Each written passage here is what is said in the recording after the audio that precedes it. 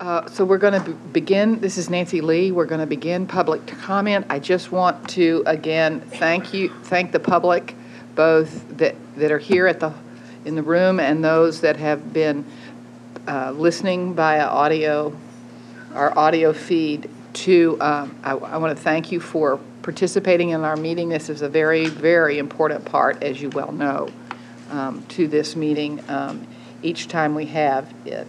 And I also want to thank the people who provided public comment yesterday for doing such a good job, and also for staying within the time frame allotted and for being very agreeable when I held up my stop sign.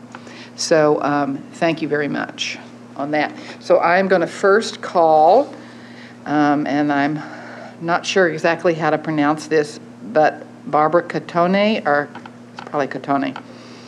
Dr. Barbara Catone. So I'm going to make a call now for her.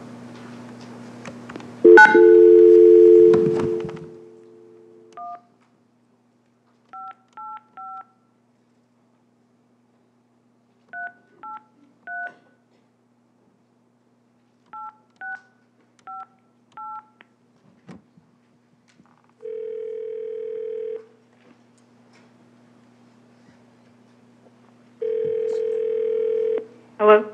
Yes, Barbara Catone? Speaking. Yes, hi, this is Nancy Lee at the CIFSAC meeting. Are you ready to provide your comments? I am. Can you hear me clearly? Yes, ma'am. Okay. And you have 5 minutes. Thank you very much. Just make sure you speak in the handset as opposed to a speakerphone. Because I'm on a speakerphone. Can you not hear me clearly? We get some feedback. So if all right. I'll turn off the speakerphone. Thank you. Hello? Yes. Okay, I'm on phone. Thank you very much. Tell me when I start. You may start now. My name is Barbara Catone. I'm an anesthesiologist, fully disabled with CFS, aka ME, for 15 years. CFS has been investigated by many individuals from various fields over decades. Some of these studies have been relevant, but many more have not. The most damaging characterization of the syndrome is not that it has a psychiatric basis, which is ludicrous, but that its symptoms are based on a compromised immune system leading to a chronic infectious disease. To be clear, I am proposing that CFS is not a chronic infectious disease. It may be triggered in many by an infectious agent or an exposure to some toxin, as documented in Scotland, in a group of workers processing wool who are exposed to pesticides. Whatever the initial insult, the end result is a neurologic deficit resulting in an autonomic nervous system that does not respond properly to activity. Other problems may include orthostatic intolerance, a muted response of the HPA axis, and in particular, post-exertional malaise, the hallmark of the disease. Emphatically, this term malaise in no way describes the debilitating pain and weakness associated with ME. Headache and vertigo do contribute considerably to the disability in some patients. As to the immune abnormalities, this is not immunodeficiency as in AIDS, leukemia, or immunosuppression by chemo. The acronym CFIDS is thus a misnomer. It misleads patients, the general public, and practitioners alike. I have thought the immune findings in CFS to be epiphenomena and recently asked a respected researcher in a related field about this. The response was that a few studies might have been done, but it was unlikely more data would do anything. And I quote, "I recently returned from the IACFS meeting, and my sense is that many of the people there are really not interested in data anymore.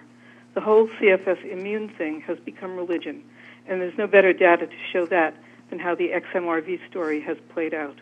End quote. Research done on a broad spectrum of pathogens has found no one single agent underlying this illness. In the 90s, Congress gave $20 million to the CDC, an organization with a mandate to define and limit any possible public health threat or potential epidemic. They found neither. On a more current note, the XMRV fiasco has not only wasted time and resources, it has made a travesty out of scientific investigation into the disease and raised and dashed hopes of many patients and sufferers. A recent philanthropic effort with a price tag of $10 million has been launched and will involve virologists, epidemiologists, and neuropsychiatrists, and thus revisit the same realm explored for the past 30 years. Time as well as money will be wasted in another infectious disease probe funded from 2010 to the year 2034. It is well worth noting that people so badly afflicted with CFS that they cannot crawl from bed to bath do not transmit this illness to family or caretakers via the airborne route, water contamination, or to partners by transmission of bodily fluids. Therefore, an alternate paradigm is necessary for progress.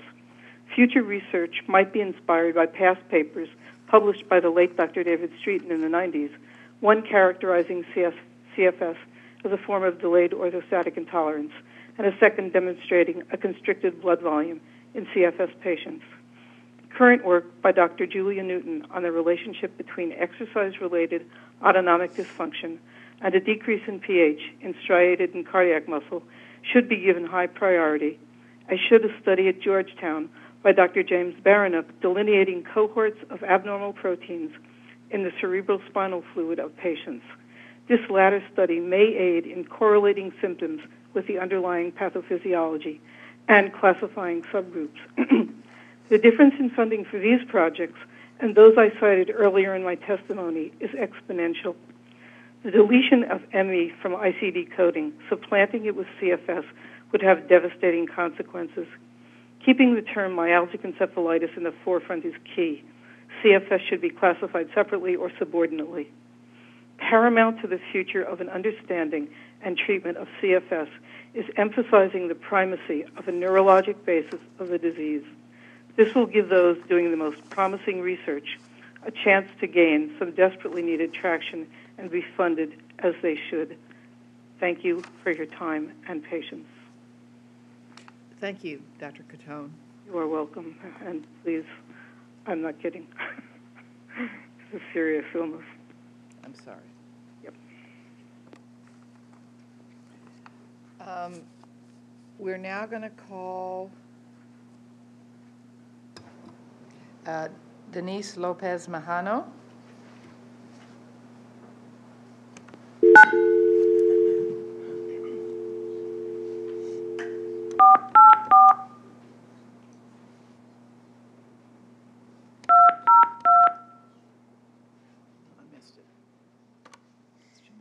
Too much pressure.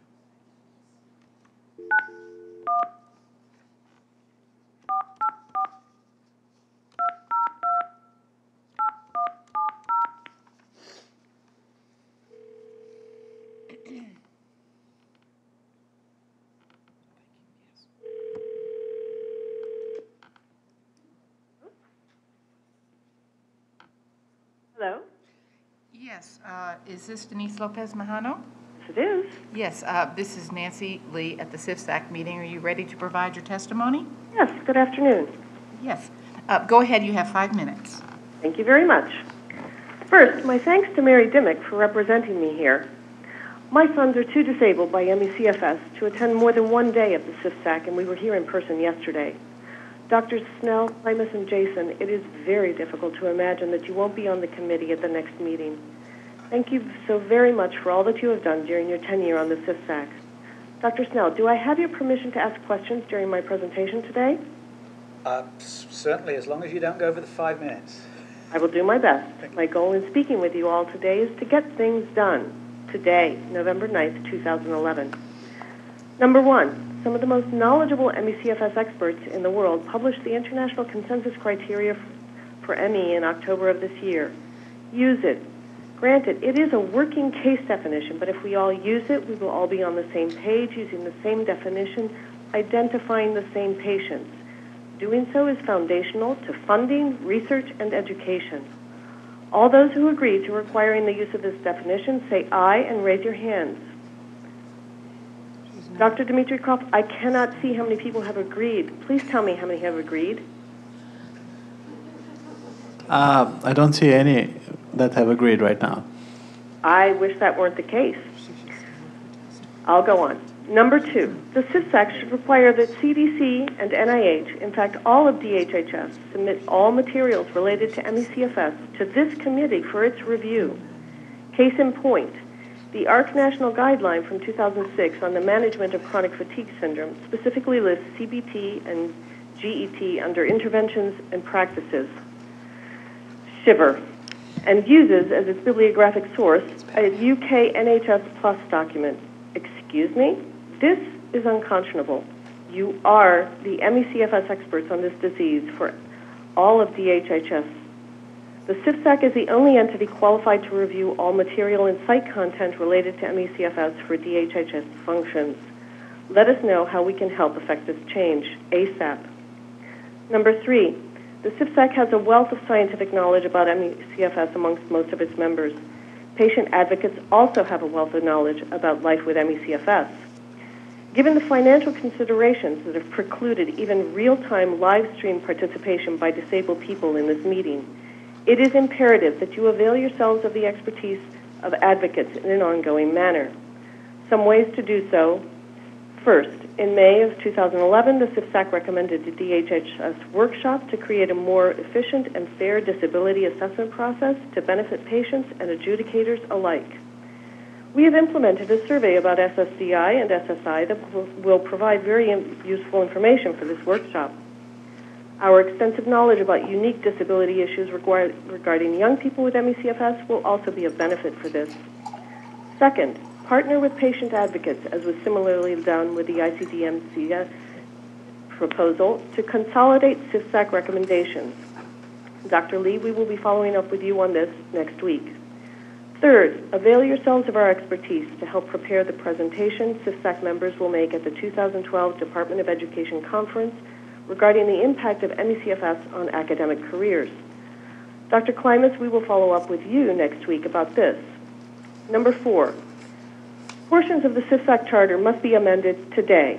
First, it is abundantly clear that a bylaw stipulation about real-time video of CIFSAC meetings and workshops is insufficient to ensure real-time participation by those who cannot attend because of disability. And second, as the roster currently stands, the terms of 7 of the 11 members of CIFSAC expire in 2014. The learning curve for 7 new committee members at once would be daunting and difficult. Therefore, you must immediately stagger the ending dates of the terms of current committee members to avoid disruption of this committee's work. Yesterday, we learned that DHHS is strengthening the CIFSAC charter. This is encouraging because the ME/CFS community strongly feels that the current charter has hampered progress in understanding this disease. You have 1 minute. Thank you very much. We must know what changes are being proposed. So, you must amend the charter today to provide for real-time participation at a distance as a permanent part of the charter and ensure that member terms are staggered. Additionally, the ME/CFS community must be actively involved in the development of CIFSAC charter changes. Dr. Snell, we will follow up with you on this next week. Gosh, the lack of live stream really impedes interaction with the committee. Number 5, by the way, it seems that over the past 10 years, over $18 million designated for ME/CFS research has gone astray. I know that all of you understand we cannot allow any of the meager funding that ME/CFS receives to go astray. This money is important for my sons' lives. We will be following up with you as well as with all other appropriate government entities on this. Dr. Lee, I thank you very much. I thank all of the committees very much. And I really wish that we had had real-time viewing available so that people at a distance could meet all of the new people in attendance. Thank you. Thank you.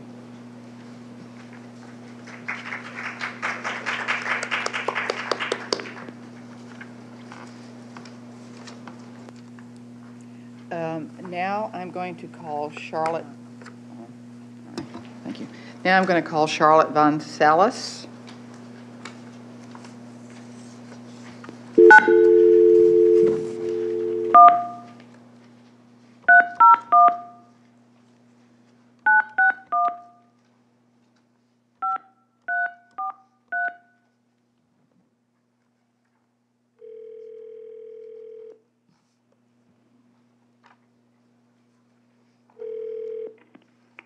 Hello? Yes, is this Charlotte Von Salas? Yes, it is. Yes, hi, this is Nancy Lee. Are you ready to provide your testimony to the CIFSAC committee? Yeah, just give me 1 second. I'm having Sure. Okay. Yes, and you have 5 minutes. Thank you. Yes, thank you. Hello. I had planned to attend this meeting in person, but I am too sick to do much more than move around my home when needed. So the 1-hour trip downtown is more than I can handle. Fever, air hunger, balance problems. light sensitivity, and many more symptoms plague me. This has pretty much been my state since the May meeting of the CIFSAC, and for that matter, the past 20 years. My testimony today is directed at Dr. Wells, the NIH representative on the committee, as well as Dr. Kitt, who I hope is still there. Yesterday you heard from Pat Farrow. Pat and I meticulously investigated questionable grants reported by the NIH Budget Office as awarded for CFS research from the years 2000 through 2010. This was time-consuming but worthwhile. Our work reveals that an estimated $18.5 million was reportedly spent on non-CFS studies. This is appalling. Some of this money was used for purposes that materially deviate from their intended use. We will follow up with the appropriate authorities for a thorough investigation, as such misuse is viewed as a very serious issue. It is also appalling that NIH lied to patients, researchers, and the public at large by representing that these grants as CFS expenditures. Considering the paltry funding CFS receives, only $6 million for 2010, it is especially insulting. Even average taxpayers would be unhappy to know about this misappropriation of federal funds in light of the tight economy. The $18.5 million figure does not even include questionable grants, often renewed for years, that resulted in little of substance for CFS. One of my favorites includes the use of Viagra for symptomatic relief of CFS. Don't laugh, the hypothesis is that Viagra could improve blood flow to the brain. Fair enough. However, after 5 years of funding to the tune of close to $180,000, some of which is tied to a clinical trial, this researcher has not managed to complete enrolling the 30 people he wants to study. Why is this happening? Take a look at the funding opportunities for CFS listed on the Trans-NIH ME-CFS Research Group working group website. The two, an R01 and R20, that are specific to CFS really aren't. The NIH institutes and centers that might fund such grants are looking for applications that study CFS as a comorbid condition. This encourages researchers to throw in the words chronic fatigue syndrome in an attempt to garner some funding for their non-CFS interests. As a result, we end up with, for example, one CFS-related study entitled Neurohumoral and Hemodynamic Profiles in Postural Tachycardia and Chronic Fatigue Syndromes, which is based on a $1.5 million grant. The implication is that CFS is not worthy of research by itself. Yet researchers and patients know better. There have been numerous studies on the pathogenesis and potential etiology of CFS. There's no reason that these earlier and smaller studies cannot be built on. Continuing to study symptoms is a waste of time and money. What's sorely needed is more targeted funding. Earlier today, Dr. Kitt mentioned that researchers need to be encouraged to submit grant applications. I know I'm not alone in suspecting the low application rate is due to the perception that NIH does not care about ME-CFS research. Therefore, I ask you, Dr. Wells, to tell Dr. Collins, give us back that misspent funding as a request for applications with $18.5 million attached. I ask that this RFA be phrased to encourage clinical trials of new and existing drugs, such as rituximab, as well as larger studies to follow up on the evidence of biomarkers and possible etiologic agents and mechanisms. Of utmost importance is that the RFA encourage researchers to use a strictly defined patient cohort, be it chosen via the CCC or the new ME-ICC. 1 minute, please. Okay. You owe us that much, at least. Dr. Collins can make this happen without any directive from Secretary Sebelius. $18.5 million is a drop in the bucket for a federal agency with a budget of over $30 billion. NIH spends $3 billion alone on HIV/AIDS, which is now a manageable chronic disease with a similar prevalence rate to ME-CFS in the United States. Multiple sclerosis received $133 million in NIH research funding in 2010, and Lyme disease garnered $24 million. Where is our funding? Thank you. Thank you.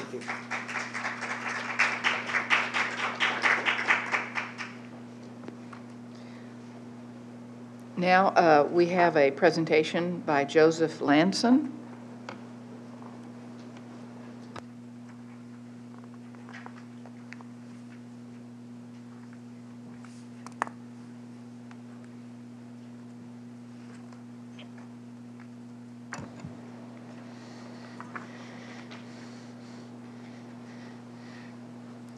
members of the committee, patients, caregivers, good afternoon.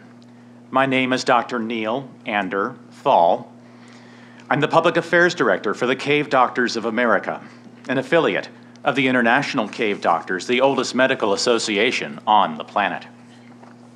Thank you for this opportunity to address 2 points, namely, societal views on cave doctors and the medical community's views on ME/CFS. In testimony at the previous meeting, a certain patient opined that ME/CFS needs a diagnostic test, and I quote, "So easy, a cave doctor can do it." Plus his use of the large duck, suggesting we are all quacks. Ha ha, very funny. Like so much other tiresome, uninformed commentary, the testimony of Mr. Lanson ignores the clinical and research contributions of CDOA membership.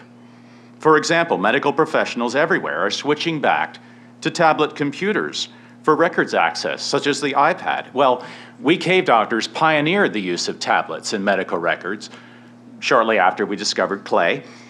And yet, rather than acknowledging our contribution, commentators continue to demean and belittle us. As frustrating as this is, it does invoke some sympathy for the similar plight of ME/CFS patients, demeaned and belittled, much as we are. I've addressed the slander of cave doctors in many forums and hope, perhaps foolishly, that this time will be the last. This brings me to a suggestion for ME/CFS. For decades now, ME/CFS has been locked in a false dichotomy. Yes, that's right, we use big words too, just like Homo sapiens. A false dichotomy between a psychogenic model and an infectious model, or paradigm might be a better word than model. While there is some psychiatric manifestation in ME/CFS, I venture that Mr. Lanson is a clear example. Psychogenesis fails to explain many neuroendocrine symptoms observed. Meanwhile, the infectious model remains unproven, despite the many types of infectious agents investigated: viruses, retroviruses, bacteria, mycoplasma, fungi. Perhaps we need to look more broadly to other transmissible agents. One type of transmissible agent, I would argue, makes pretty good sense for ME/CFS. I speak of the prion, the conformational protein. Yes, I readily concede that all known prion diseases cause pathology and death that we rarely see in ME/CFS. And yet, mouse models show non-pathological prion infections in the lab, specifically by blanking the prion gene or deleting the GPI prion anchor. Researchers have created prion infections that cause none of the neuron damage we would otherwise expect. What these synthetic prion infections do cause, or do bring about, are amyloid plaques, including in one case, cardiac amyloidosis. This stiffens the walls of the heart and is one of the potential etiologies or explanations for orthostatic intolerance. Setting aside pathology for a moment, think of the ways known prion diseases manifest: sleep disturbance, emotional lability, cognitive dysfunction. Hello? If a cave doctor can see the parallels, perhaps Homo sapiens doctors can too. Let's consider prions in light of the recent rituximab study in Norway. We've all heard now of how killing off and regenerating B cells, the lymph node-produced memory cells of the immune system, reduced or eliminated ME/CFS symptoms in 2/3 of the subjects, yet no one is quite sure why. Here are some facts. We know that prions target the lymphatic system, including the spleen. We know that prions can infect the lymphatic system without prion protein expression in the B cell. What we don't know is how prions, as mere proteins without nucleic acids, convey information, disease or otherwise, thank you, beyond their shape. Could prions be exploiting information from the patient's own immune system in true autoimmune fashion? Look, I can't prove anything here. I'm just saying medicine needs to look at all the transmissible etiologies, not just the usual suspects. We at CDOA learned about prion diseases the hard way. It was a chilled brain salad at an association picnic, very ugly. So I hope you consider this model seriously, rather than using silly names like mad cave disease or perhaps lymphomania. Thank you for allowing me to address you today. And oh, by the way, if any of you see Mr. Lanson, tell him he has an appointment with Dr. Thal in a dark alley down by the river.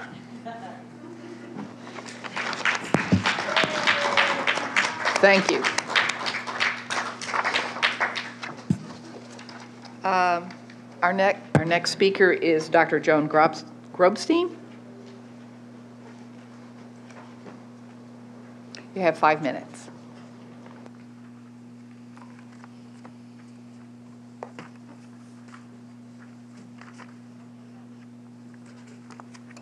There we go. Hello, I'm Dr. Joan Grobstein. I'm a physician. I'm going to confine my comments today mainly to the function of this committee, which is only to advise and make recommendations to the Secretary. However, there are committee procedural issues that require comment. It is imperative that live web-based videocasts of the committee proceedings be continued. Patients are not able to hold a phone for several hours and often cannot concentrate on a pure audio feed. They're not able to see the slides. The committee's charter states, to the extent possible, meetings are broadcast over the internet as real-time streaming video. It was very possible to videocast this fall meeting.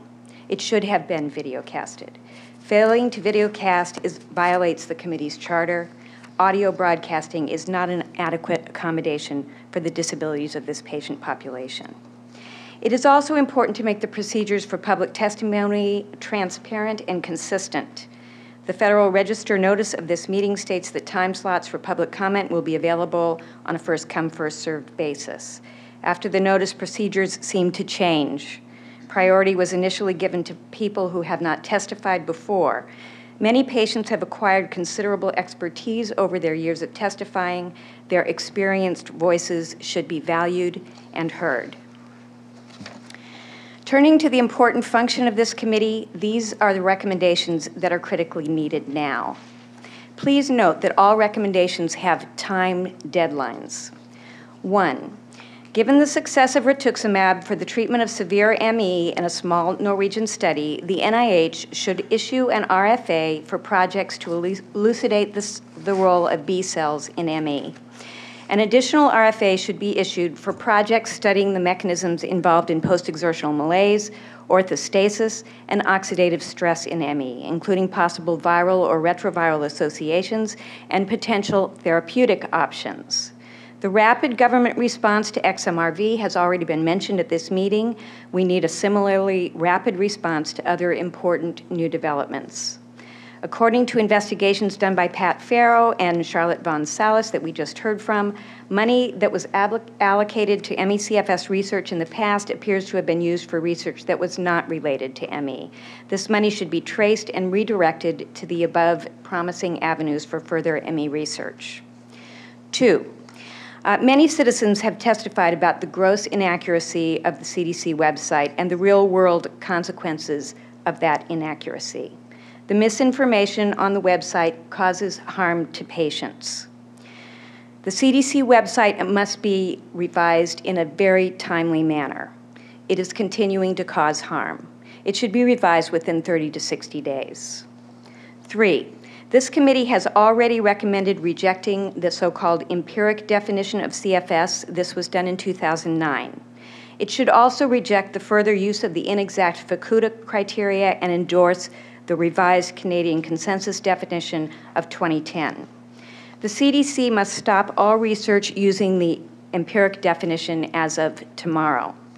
Instead, the CDC must immediately begin epidemiologic and longitudinal studies of cohorts defined by the revised Canadian ME/CFS definition, with special emphasis on cases that occur in geographic or family clusters. 4, a collaborative project between the CDC, HRSA, and AHRQ should be funded to identify and begin to care for the sickest, housebound, and bedbound patients who often are not receiving any medical care at all. This is a national disgrace. Programs to deliver appropriate care to these patients should be in place within 1 year. 5, The ICD-10 coding issue should be solved in a way that prioritizes the practical needs of patients above the needs of researchers and statisticians. If researchers or statisticians wanted their results preserved for posterity, they should have insisted on a more appropriate name and definition in the first place. These 5 recommendations should be implemented in a timely manner. We should be able to see substantial progress by the spring meeting of this committee. Frankly, we have seen very little progress in the last 25 years. One wonders if it's even possible for this committee to make a difference in the lives of people with ME. Tax dollars are being spent here, but are they producing results? We need a new mechanism to increase this committee's effectiveness. We need to end the appalling neglect ME patients have experienced and continue to experience. We must move forward. Thank you.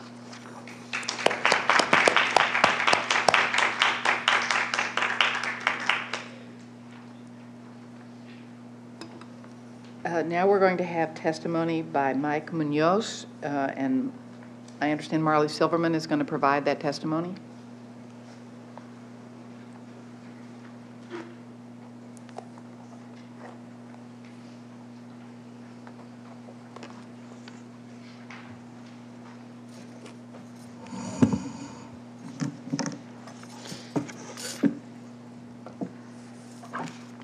Thank you so much for the opportunity to speak on behalf of Michael Munoz. Michael would like to have been here, but unfortunately the disease is preventing him from doing so.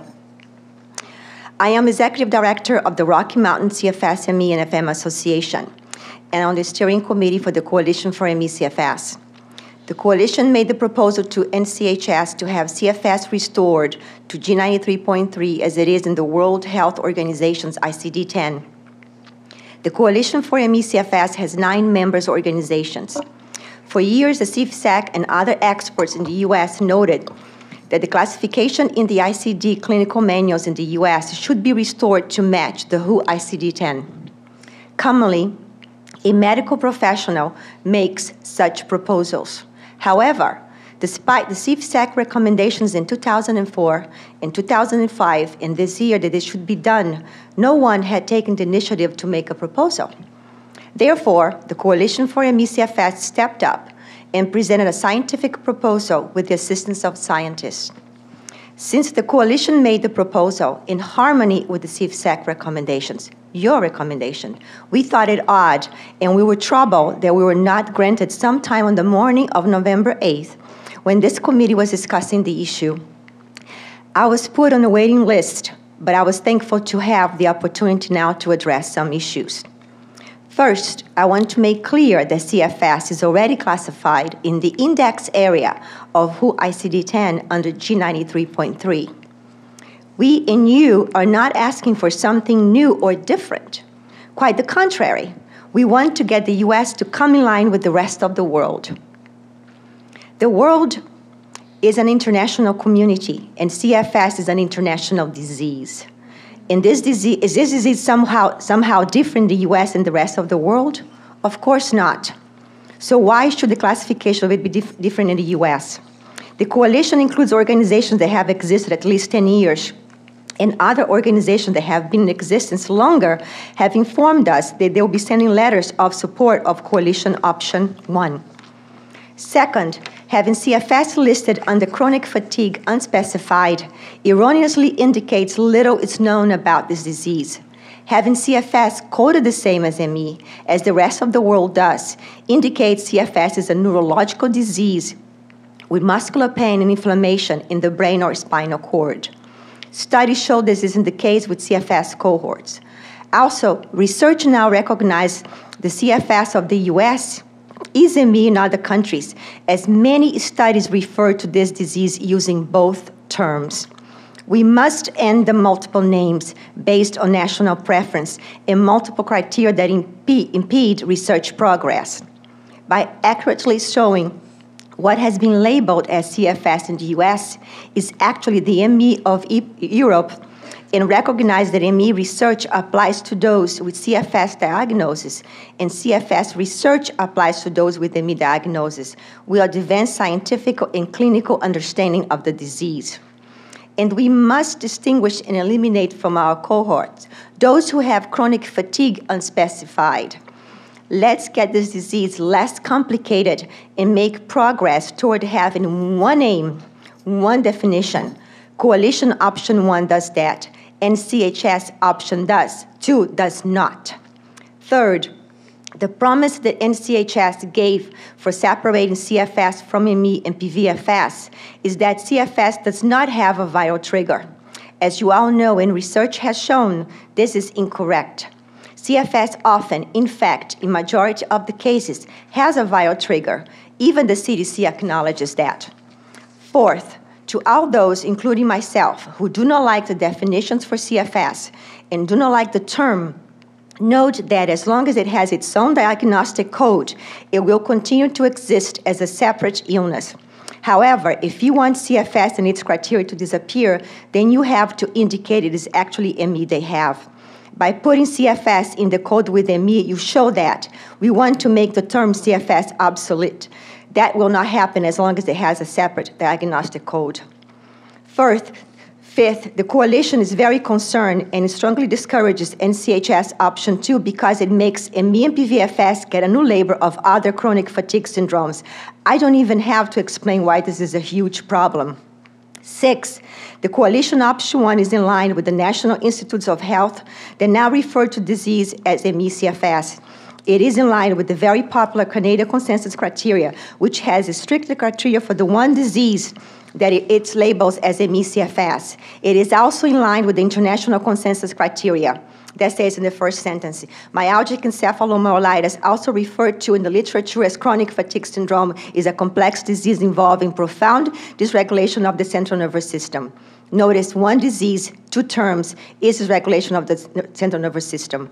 A rose by any other name smells just as sweet, and ME by any other name is still a central nervous system disease that often has viral triggers and it is disabling. Thank you so much, and thank you for the opportunity to speak. Thank you. Thank you, Michael. I'm going to go next. Oh, you're up next. So wow, now, I run out of breath. I know. You want to take a breath for a minute? Wow. It's somewhat emotional. Yes. Ah. So okay. Now Marley Silverman is going to read her own testimony. You have another 5 minutes. Thank you. May I start now? You may. Well, thank you for the opportunity again. My name is Marley Silverman. I'm also the founder of Pandora. Our mission is to restore quality of life to individuals with neuroendocrine immune diseases, such as ME-CFS, fibromyalgia, multiple chemical sensitivity, chronic Lyme disease, and Goff-Wall illness. We are from Florida. It is also important to know that I am also, and since 1998, one of the many faces among the hundreds of thousands of Americans suffering with ME-CFS and fibromyalgia.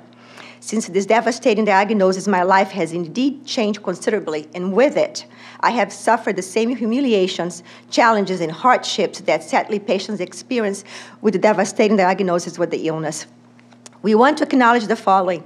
On May 26, Pandora met with the representatives of the CDC CFS research program. We met with Dr. Beth Unger and her team, and we also met with Dana Brimmer, who is also a contractor at the CDC. The meeting was the result of a letter initiated by Pandora welcoming Dr. Unger to her new position. The letter contained a series of crucial suggestions that are beneficial to the patient community if implemented. The letter strongly expressed the opportunity to identify new appointments to the CDC CFS research program. Our position has been that we should avail and push for strong and transparent communication with the CDC CFS research program in order to ensure positive changes and effective, meaningful results for patients and for the science of the knowledge of CFS. 2 of the recommendations have already been implemented by the CDC.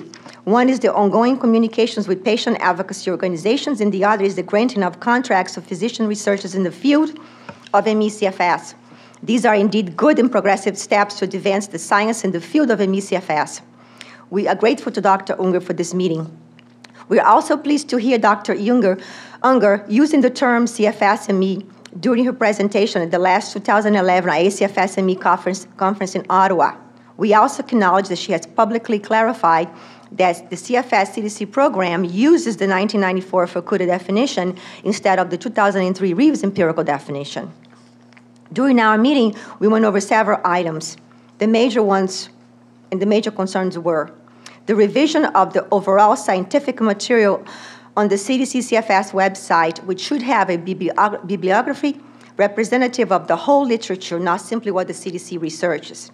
The revision of the physician training toolkit, and also how CDC's priorities must downsize the number of the social and behavioral studies, since the CDC CFS research is housed in the Division of High Consequences in Zoonotic Infectious Disease. That CFS is both viral and non-viral. That CFS should be classified in the neurological chapter in the ICD-10-CM. We hope we'll continue to have this ongoing dialogue. We look forward to that. I also want to provide a very quick synopsis of the ICD-10-CM as far as the Coalition for ME-CFS, and this is what we recommend to you. That you reiterate that CFS is a multi-system disease and reject any proposal to classify CFS as a psychiatric condition in the United States disease classification systems. That you continue to reject the current classification of CFS in Chapter 18 of ICD-10-CM under R53.82, chronic fatigue unspecified greater than chronic fatigue syndrome, NOS, which means not otherwise specified. That you continue to recommend that CFS should be classified in ICD-10-CM Chapter 6 under diseases of the nervous system at G93.3, in line with ICD-10-WHO and ICD-10-CA, the Canadian clinical modification, and in accordance with this committee's recommendations of August 2005 and May 2011. That you continue to reject the National Center for Health Statistics and recommend that CFS remain in the same code or subcode as myalgic encephalomyelitis, because CFS includes both viral and non-viral triggers. That you recommend that an excludes 1 be added to G93.3 for chronic fatigue syndrome, R53.82 between parentheses, and neurasthenia between parentheses F48.0. That you recommend that these changes be made in ICD-10-CM before its rollout in 2013. Thank you. My colleague, Michael Munoz, who co-founded the coalition with the ME-CFS with me, hopefully has already explained this to you in his previous testimony. Unfortunately, Pandora was originally denied the ability to present public testimony, and so was the Coalition for ME-CFS and many of its organizations' members. Since then, we have been told that the Department of Health and Human Services, CFSAC, will implement mechanisms that will afford the continued input of patient organizations' representatives to represent disabled stricken with ME-CFS, who are indeed our constituency, therefore your constituency. We bring their voice to the CFS Advisory Committee attention, and we make their voices count. We certainly welcome these steps, and we hope they'll be quickly implemented.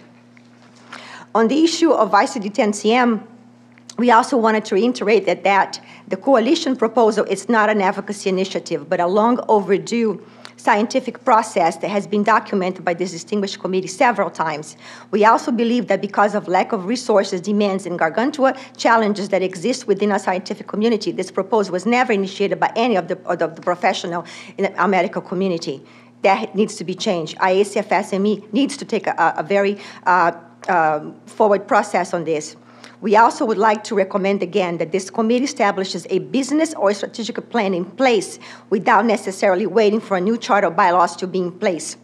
If long-term change takes time, as I was told today, then the revolving door of DHHS personnel and the fact that 3 outstanding members of this committee are leaving the committee will not help us.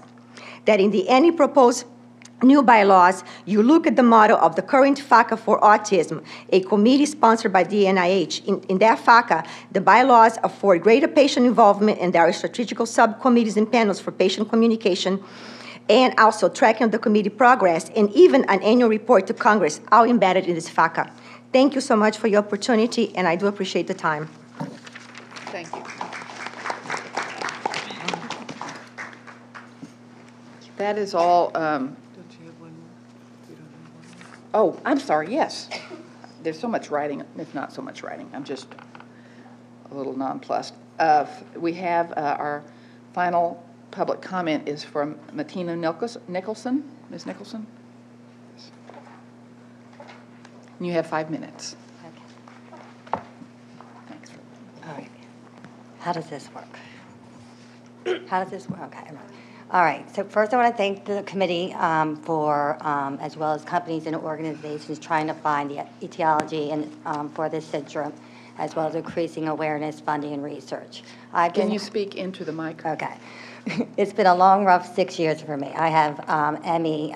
I don't like calling it CFIDS. I think it's very degrading.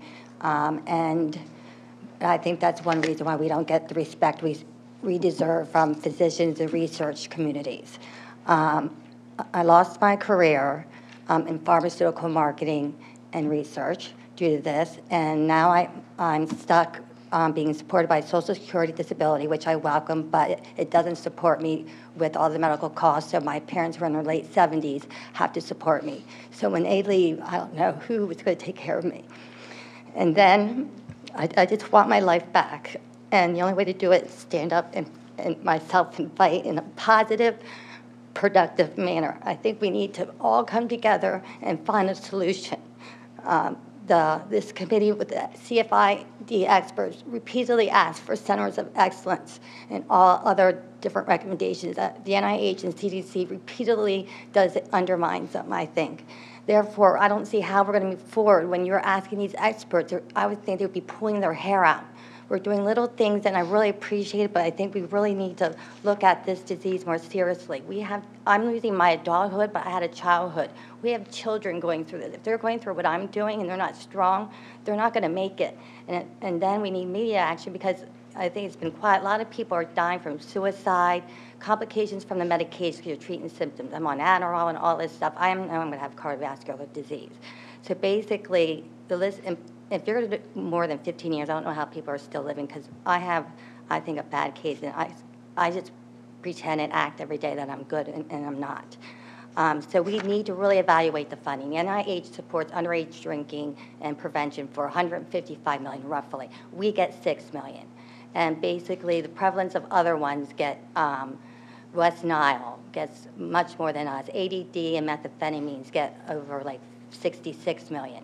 So basically, this is a lifelong struggle, complex disease. You would think people are interested. It's so complex. It's neuroendocrine and immune. I don't understand why researchers don't look into it. It's very complex. It's individualized. It's like brain cancer for kids. All of us have specific symptoms related to us, but it's broad, so it's really hard to treat. So basically, I just want to get the PSAs to be more national, like anti-smoking and the HIV awareness. And we need to really look at naming this a very serious name. We don't call chickenpox the itch disease or insomnia the wake syndrome. So I'm just requesting for immediate action, and we need to all work together. Thank you. And I also want to thank Dr. Levine, because it wasn't for Dr. Levine, I would not be here today. I'd still be sleeping. I slept 6 months straight. So thank you so much. She goes beyond the call of duty. Thank you. Thank you.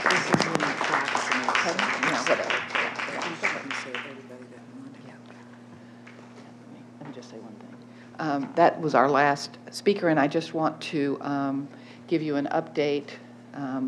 We made the decision in the Federal Register to give priority to people who had not spoken before. And we did that. But it turned out that everyone who requested to speak and who provided testimony, which those are the two key things. There were some people who requested to speak but never provided testimony, and we are required to have testimony in advance. But everyone who requested to speak was able to provide testimony. The other thing is that all of us who worked on the testimony this time were new to it. And there were admittedly some bumps in the road, and we have learned from it, and we will do better the next time.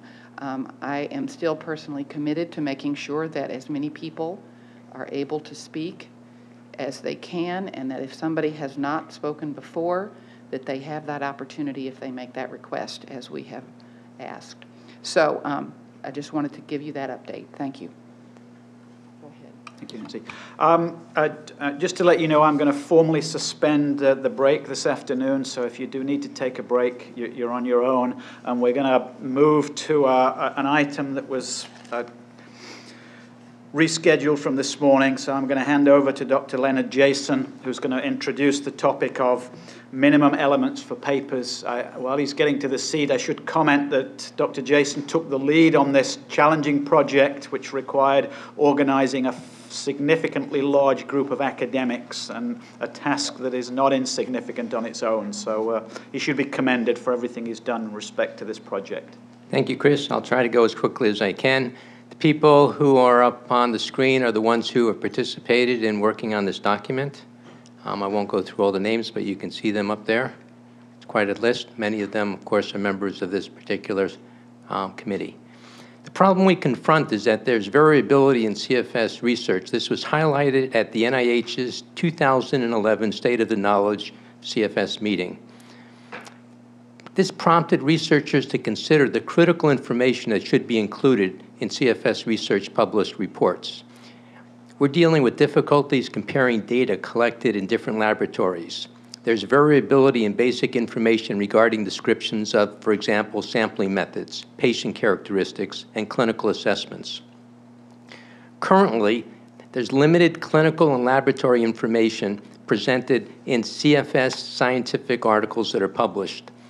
Available checklists for describing phenotypes have considerable overlap, and they contain arbitrary variation in wording and structuring and are applied inconsistently. There's a need for improved standardization of procedures and increased communications across research groups. The work that has been completed since June, when we had this State of the Knowledge workshop, is that we're working toward developing a consensus on minimum data elements that should be included in all CFS research reports that are published. These recommendations are intended to improve the consistency of reported methods and the interpretability of reported results. Adherence to minimum standards and increased reporting consistency will allow for better comparisons among published CFS articles, provide guidance for future research, and foster the generation of knowledge that can directly benefit patients. The need for minimum reporting is not new to our particular field. Biological and biomedical communities are developing minimal reporting guidelines for publication of scientific articles. For example, MIBBI, Minimum Information for Biological and Biomedical Investigators, is a compilation of minimum information checklists that outline the key information needed for reporting results of experimental studies using specific techniques. fMRI studies by Taylor and others, a review is a very good example of that. So this is the framework.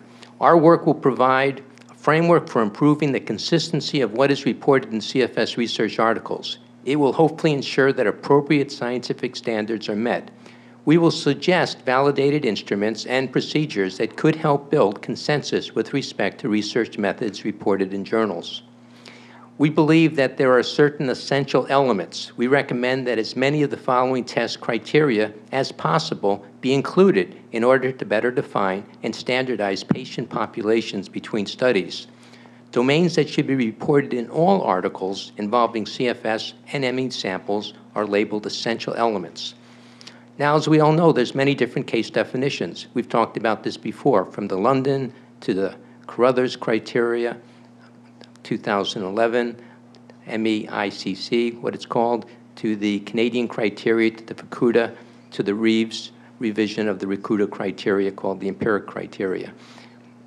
Certainly, our field needs to at least report which particular definition they're using, but much more important than that, there's going to ultimately be a need for scientists across the world to focus on one set of standards and use those standards in research. And that's the only way that we're going to get both the credibility and the consistency across samples. That's the task for the future. That's something we need to work on next. Also reported in articles are study design, case control, case only, cross-sectional, longitudinal. There needs to be randomization protocols when employed, primary and secondary outcomes specified, site and method of recruitment, time frames, for example, specific dates and time intervals when data were collected, language or language used to collect data, and statistical methods for primary and secondary analyses. For example, exclusionary medical conditions, we need to list the medical conditions considered exclusionary, list the medical conditions considered comorbid and not exclusionary, the methods for identifying medical conditions, and laboratory tests and cutoff values for exclusions. These are some of the demographic characteristics that we suggest all articles should include. They're really basic types of information. They would do tremendous amount of information so that we compare studies across different sites, different laboratories. In terms of self-reported functional impairment and physical activity, there's a number of things that could be used. The MS-36 or 12, this impact profile. There's also validated instruments for the assessment of physical activity behaviors. The International Physical Activity Questionnaire being one example, the 7-day Physical Activity Recall Questionnaire. In terms of symptom inventories, they should include all case-defining symptoms, including frequency and severity. We continually hear the word severity. We often forget about frequency. They need to go together. Sleep, there's a number of standardized questionnaires and also in pain scales. Additional elements are also probably needed to be included, but all articles aren't going to be dealing with them. So some CFS researchers will not include things like brain, immune, or autonomic nervous systems, but certainly some will. If they're focusing on those particular areas, they might be much more expensive to collect. Certainly we encourage the collection of those types of data. An example, allergies include specific IgE measurements either by skin test or in vitro assessment of inhalant allergens. And these are the different types of things that might be assessed by people that are interested in that area. Much work still needs to be done. CFS researchers need to agree on the use of standardized and valid instruments. We hope that our work helps bring greater attention to this factor, promote increased collaboration among investigators, and facilitate agreement upon minimum standards for reporting findings. Our hope is that an article that's currently being written will be sent off for publication, published, and we hope that does do some positive things for the field. This particular report was started from the State of the Knowledge Conference, so only in 6 months we were able to accomplish this. We hope that in the next 6 months we'll be able to accomplish even more. Thank you.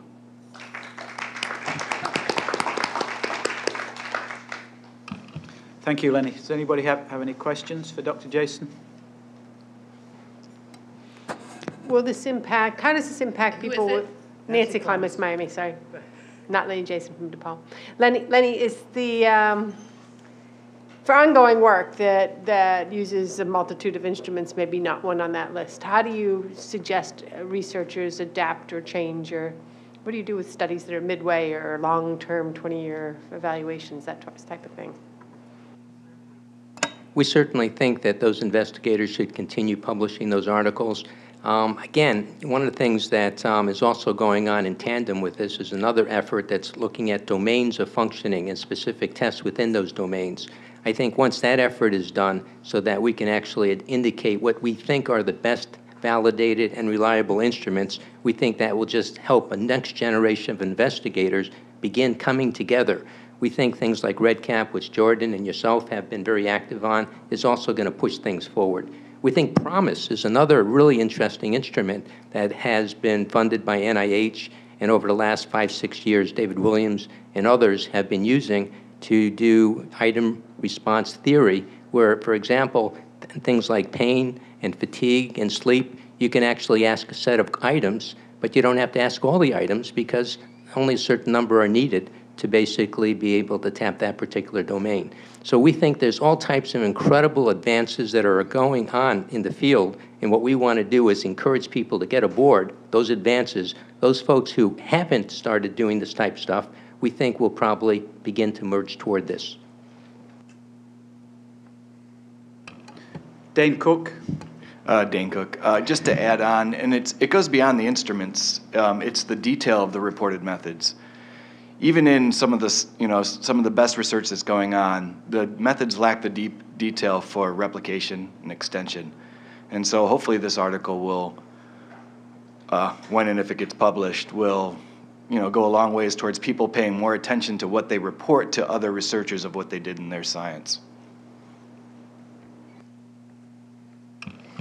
Teresa. Terry Michelle, FDA. First off, congratulations on your work. I think that this will certainly help move the field forward if the research studies that are published give some idea of exactly how they were conducted, which should help a lot. One thing that I would encourage you to include in your publication is in your study designs, if you include data about the type of controls that were used, as well as the blinding of those studies. Recognizing, of course, that since the field is relatively young, you may not be doing the placebo-controlled, randomized, blinded studies. That's okay, but it would be nice to know exactly how they were done. Thank you. Thank you for that comment. Jordan Dimitrikov. Jordan Dimitrikov, Harvard Medical School. I just wanted to thank Lenny for the outstanding effort over the past couple of months. It has been my pleasure, honor really, working with him and the group, and him and Beth actually from the CDC. So it has been an outstanding amount of work, and I do think this this paper will actually provide the scientific basis for the recommendations that we're making. And looking forward, it would ensure that we're actually all on the same page and ensure the degree of language and talking about the same patients that we're talking about. And I think it's really a great and honorable effort, which will help move the field forward, as Terry was saying.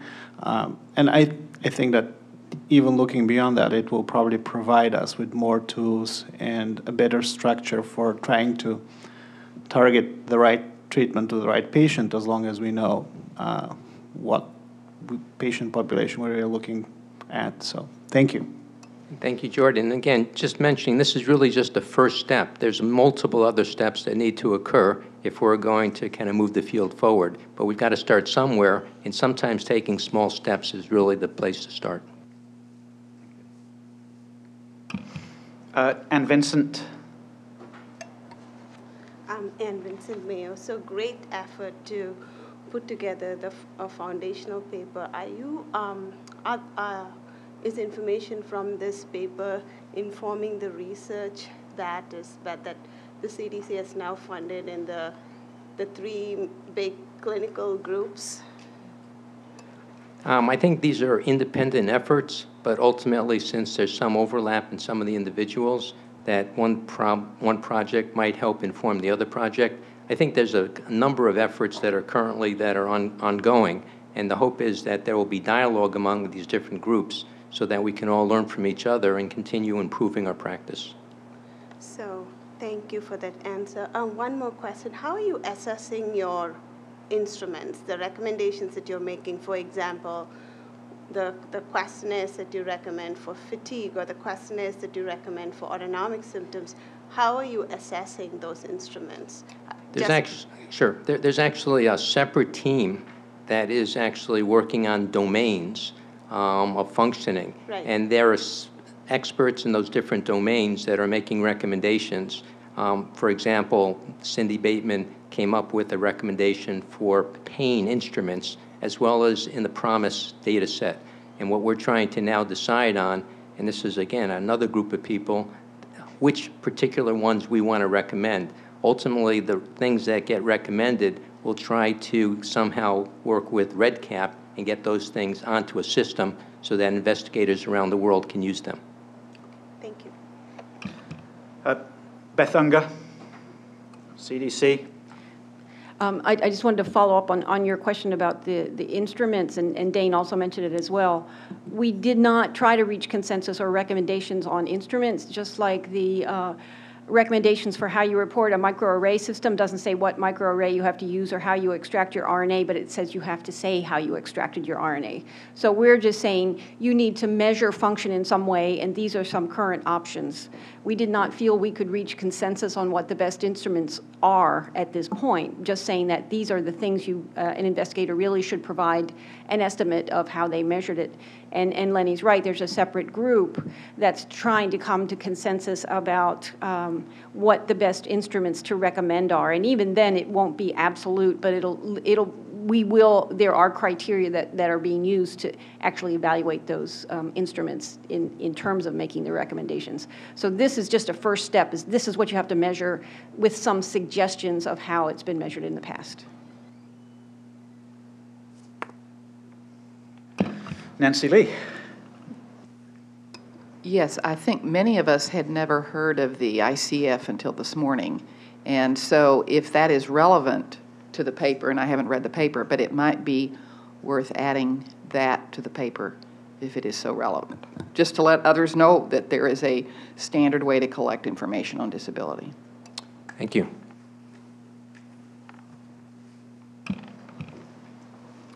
We're going to now move into the committee discussions, and we'll start with the reports. Thank you, Len. Good job. And we'll move in. We'll start with reports from the subcommittee chairs. I feel I need to apologize at this point because I have a flight at 5:20 and I may need to leave early. I have to return to my day job tomorrow, and if I don't get out of Washington on time, it takes me a whole extra day to get home again. So I would ask if I do have to leave before the meeting's ended, if Steve Krafchick could step in and substitute as chair for me. Oh, okay. Nancy, could you do it? You'll be here. And the other thing, I'm not going to waste a lot of time with long goodbyes, so this will be my last meeting here. Once again, I must say I've just been humbled by the commitment to the patients, and I hope I can give just a small percentage of what they give to the illness. I won't be leaving chronic fatigue syndrome. I'll be going back to looking at disability and studying post-exertional malaise, so I will be around. I am contactable if anybody needs to speak to me, and I expect my partners in crime, Lenny and Nancy, will have a few words to say as they say goodbye. This has been a huge part of my life for a long, long time, and it's going to be difficult to leave.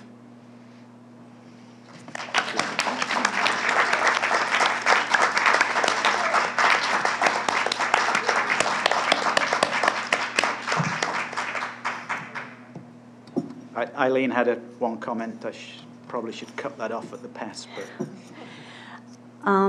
I just wanted to state for the record that the patient community and other stakeholders have expressed a request that, sorry, but that all three of you remain on for purposes of transition and continuity. Because of so much change, and while I don't know if any of you three would consider that, or if CFSAC staffers would even extend that to you, I did want to put that in the record, that those requests have come in. Okay.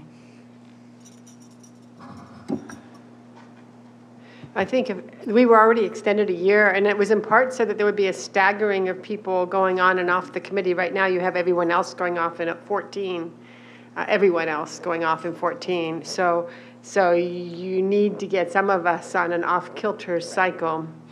And that's doable. Yeah. That's quite doable. Yeah, that's great.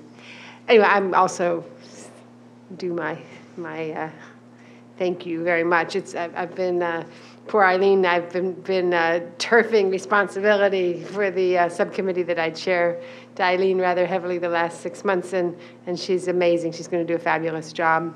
And since I seem to have recycled onto this committee many times already, I'm not going to say goodbye. I'm just going to say, see ya. Hasta la vista. Au revoir. For the time, yes. A biento.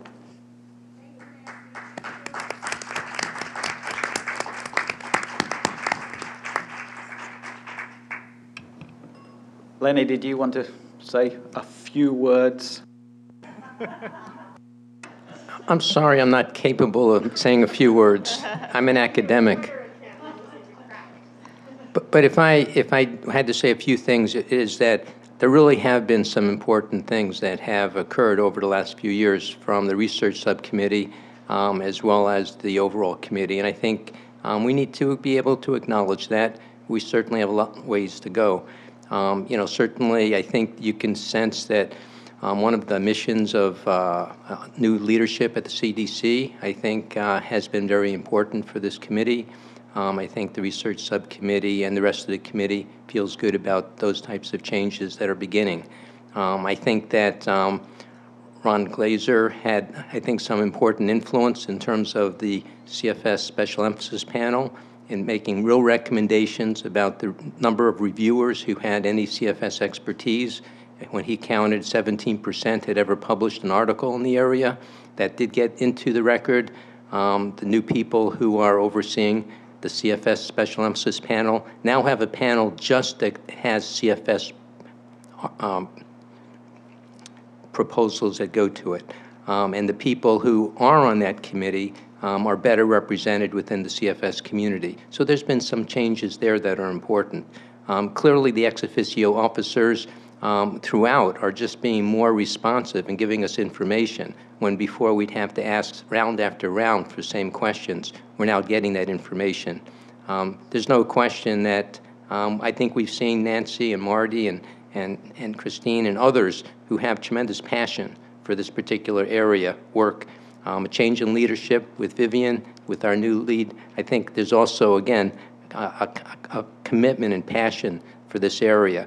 So I think that there have been some important changes. I think in the margins we've made some important things that have made a difference. I think the very fact that the patient community follows us so closely, they care about what happens. They want to be part of this thing. They want to testify. They want to see what we're doing. They want to interact with us. They call us. They email us. They think that we can make a difference. I think they have given their trust to us. Our foundation of our country really has to do with life, liberty, pursuit of happiness. These are fundamental, inalienable rights that the patients feel they have lost. And I think that we owe it to them. We have a commitment to them to actually make their lives better. And the last thing I just want to say is that I think Janet Smith, who I don't know, who had testimony, said it probably the best with one of her testifying moments this morning. We need hope. We need help. We need it now, not in 5 years, not in 10 years, but now. Thank you.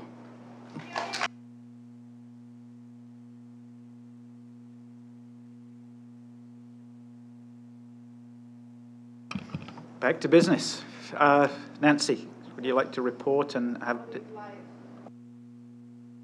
Nancy Klimas, Miami, and Eileen Halderman, together the co-chairs of the Quality of Life, et cetera, committee.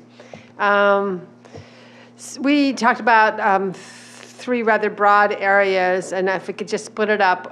One was the ICD-10 presentation. One was the concept of this new working group, the task force, and some of its mission. And finally, Aileen Perry had some thoughts about how to use new technologies to expedite our learning curve in effective therapies in this illness. So if we could sort of break that up. Stephen, you happen to have in your hand the resolution around the ICD-10. The concept here is that option one was, in the feeling of our subcommittee, the best of the options to be lumpers rather than splitters on the terminology of ME/CFS and post-viral syndrome, put that all together with the idea that we're moving towards name change. And the name change is not likely to be multiple names, and to have multiple divisions is going to be rather difficult. We're going to have this ICD-10 thing hanging around onto us for quite some time. And if we could put things under a single code, I think we're going to be more successful in our name change efforts. So Stephen, if you would. The top part, just the top part. The bottom was from the last time, yeah. And you just the text, not the preamble, yeah. I was just asking. Yeah, you might go.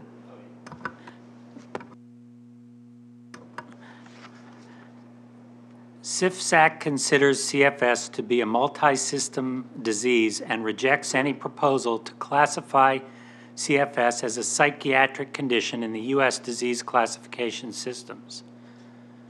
Second, CFSAC rejects the current classification of CFS in Chapter 18 of ICD-910-CM under R53.82 chronic fatigue unspecified, chronic fatigue syndrome not otherwise specified. Chronic Fatigue Syndrome Advisory Committee continues to recommend that CFS should be classified in ICD-10-CM in Chapter 6 under Diseases of the Nervous System at G93.3, in line with ICD-10, the World Health Organization, and ICD-10-CA, the Canadian Clinical Modification, and in accordance with the committee's recommendations of August 2005 and May 2011. CFSAC rejects the National Center for Health Statistics Option 2 and recommends that CFS remain in the same code and the same subcode as myalgic encephalomyelitis because CFS includes both viral and non-viral triggers. CFSAC recommends that an, quote, excludes one, close quote, be added to G93.3 for chronic fatigue, R53.82, and neurasthenia, F48.0. CFSAC recommends that these changes be made in ICD-10-CM prior to its rollout in 2013. It's in writing.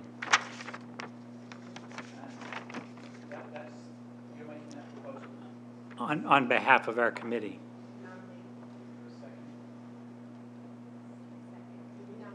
I'll put forth the recommendation. We have a motion on the floor. Any further discussion?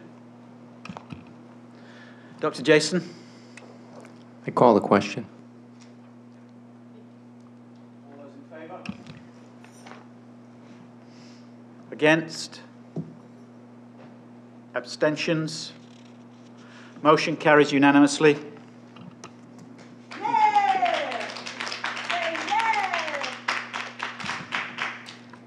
So the second part of the working of our working group, if you would, it's not the wrong word, our subcommittee, was to encourage this concept of a true working task force within HHS, an interagency task force. And we actually spent quite a bit of time talking about this over lunch yesterday, and today that was the major topic that Aileen brought to us with some ideas coming from her agency. So I wrote a resolution, and I didn't get to share this entirely with the committee, so if there's any friendly amendments or whatever, let me know. So this is how the resolution reads. We would like to encourage and support the interagency working group and ask this group to work together to pool resources that would put into place the mission of the, quote, Centers of Excellence concept, quote, Centers of Excellence, unquote, concept that has been recommended repeatedly by this advisory committee. Specifically, by utilizing HHS agency programs and demonstration projects that are available through the various agencies that would develop and coordinate an effort to support innovative virtual or physical platforms that facilitate evaluation and treatment, research, public and provider education. So those three concepts are our three cores of our committee, if you might recall, is that we are all about facilitating better evaluation and treatment, research, and public and provider education.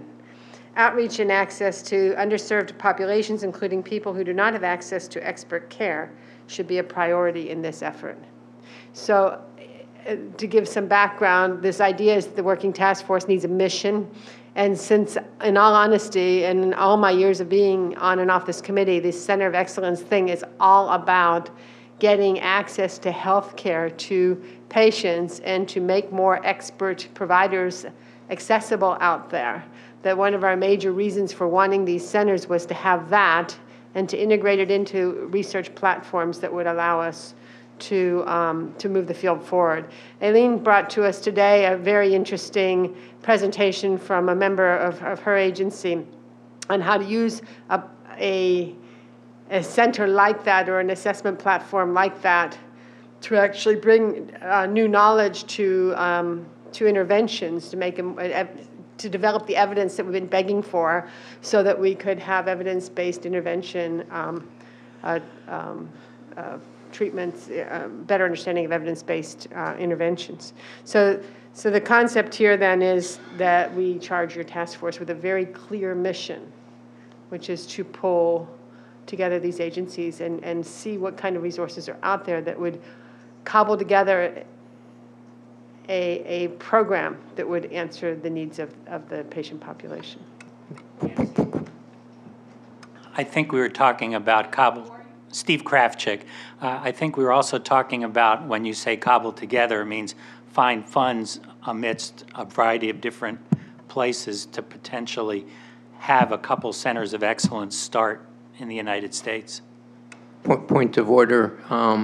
Is this a recommendation, which, Lenny, Jason, is this a recommendation or is this a suggestion to the agency? Is this, because if it's a recommendation, I want to second it. If it's a suggestion, I won't second it. It is a recommendation. It's been seconded. Beat me to Okay, so I'll open the floor for discussion. Susan? Yeah, I just wanted to add one more thing. Well, Nancy mentioned it, but I wanted to emphasize that I think how this recommendation differs from previous recommendations about Centers for Excellence is that we're really making use of our ex officios and the resources of this committee, which I'm very impressed the last couple of committee meetings. The ex officios have really stepped up to the plate and offered us their services and some of their innovative tools that allow I think the Centers for Excellence was first thought of as like literal buildings where people where professionals and specialists in this area would meet. But I think what the ex officios have offered us is an opportunity to use virtual tools and, for instance, like Skype and so on, to extend the services and the expertise that we can provide to underserved populations. So I want to emphasize the interagency portion of this.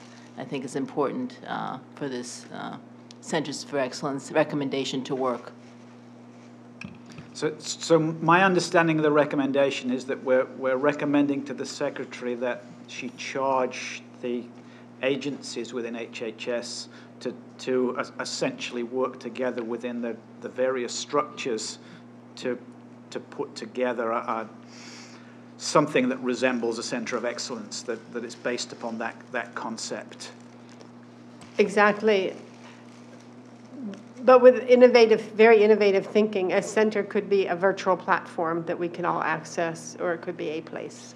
I mean, it could be demonstration projects here, there, and other places of aspects that come together under an umbrella. So we're not prescribing what it should look like. Right. We want people to feel very creative in looking into their agencies. I even hesitated saying HHS because it might be you might want to borrow from education or labor or somebody else.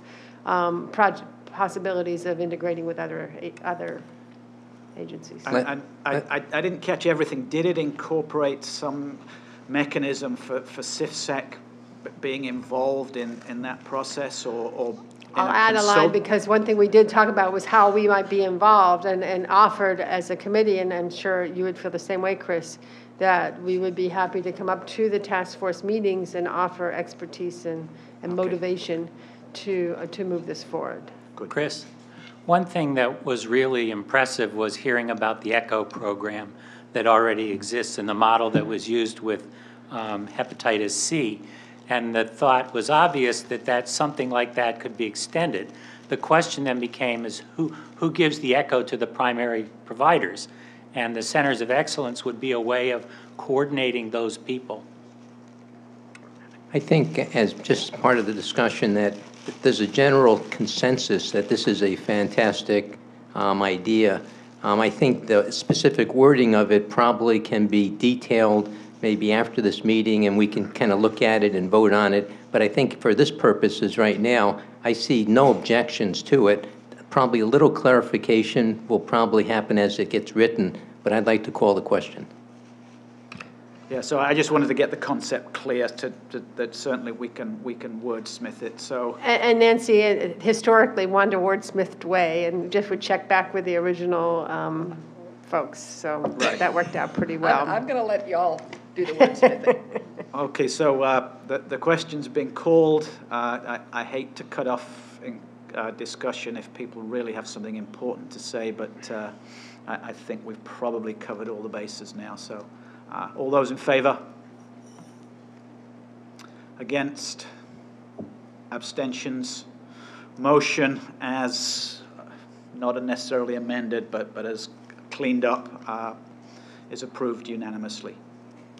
Thank you. The third thing, our quality of life. Can Nancy just... Go ahead. I just want to, this is Nancy Lee, I want to go back to the first one.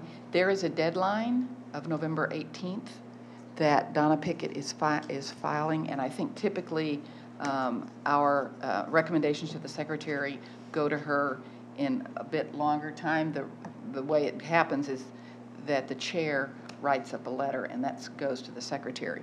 So my suggestion is that it would be most effective and best received if we got the information to them before November 18th. I'm offering to help facilitate that, and if Chris can get, what I could do is get you Donna Pickett's email, and then you could send it to, in its entirety there. You could send it as a recommendation from the CIFSAC committee made, what is today, the 9th, and send it to her before the 18th. And I think that way we have stayed within their process. Okay. Does that work? Sounds good. So, Chris, it's just the top of that one, not the bottom part. okay. So it's the bullet points. Just the bullets, yeah. Yeah. You The can scratch off the rest. bold part. The third part of our Quality of Life Committee was meetings have been dedicated to this discussion of the CDC webpage, which I think we discussed fully in committee already, so I don't think we need to review that during this committee report. Eileen, what else do you think we need to make mention of? We addressed 3 other topics in subcommittee. The new ICC, the ICD-10-CM, and the new primer from the IA-CFS-ME. Those were the 3 other main topics that we addressed. We had some encouragement to encourage IA-CFS to submit the primer to the guidelines clearinghouse. Yes, so that's very good. And same thing with the ICC, that could be put up on the clearinghouse to make that more accessible. So we will encourage Dr. Carruthers and that group to submit the ICC to the clearinghouse, and I will personally ask the primer committee to submit the primer to the clearinghouse as soon as it's considered ready for prime time. And the ICD-10 we talked a little bit about, so we're pretty good there. Right. So I think, Those anything else? Those are the 4 main topics. Oh, that will conclude our committee's report then. Just in terms of the primer, the expectation is sometime in around December, the IA-CFS-ME group should have that completed. So it's pretty close. It's been being worked on for at least the last year and a half. And there's a couple people on the panel here that are working on it. Susan Levine. Susan Levine, is there a way, Lenny, of looking at an early version, an unedited copy of the primer in advance? Certainly there's several people that it's going to be sent out to for criticism and for feedback. And if you want to volunteer to be one of those people, just send me and Fred Freeberg an email, and we'd be happy to work with you.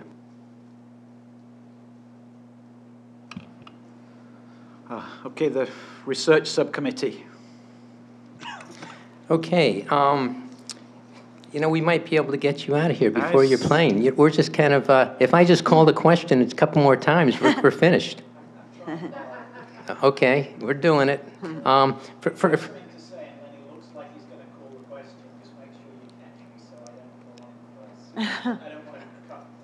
I might make a motion and call the question at the same time, which is illegal, but I might just do it.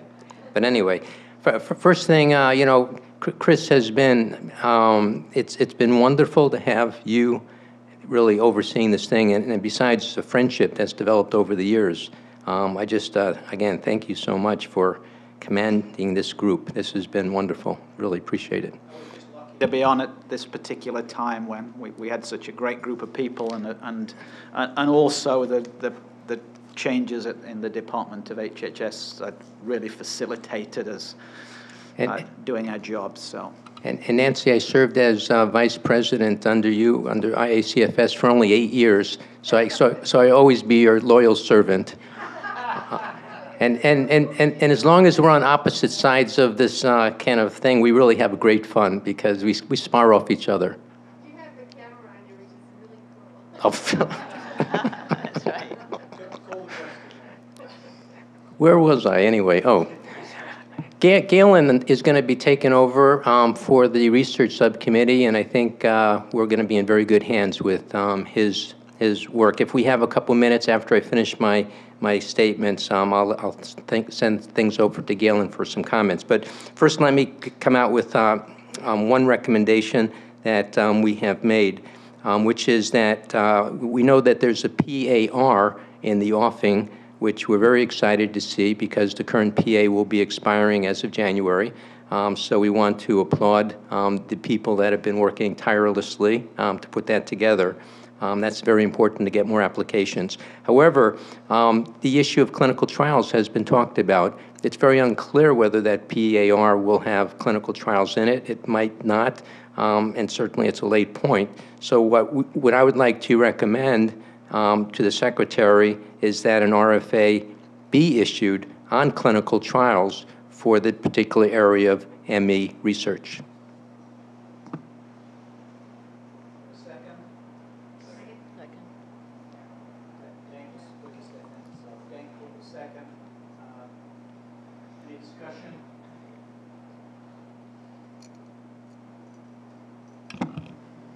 Susan Levine. Well, on that topic, Susan Levine, I think one of you from the NIH mentioned earlier this morning, and I didn't, that clinical trials could be initiated if there was a collaboration between intramural and extramural.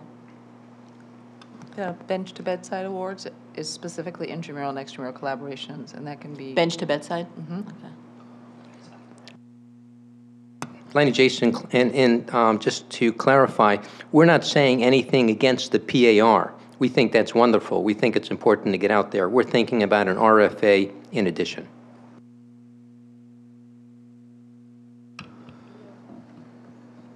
Galen, did you have? Sorry, just for clarification, I think Janine said earlier, this is an intramural, extramural collaboration. It's initiated intramurally, not through a PA. Isn't that right? That's right. Yeah.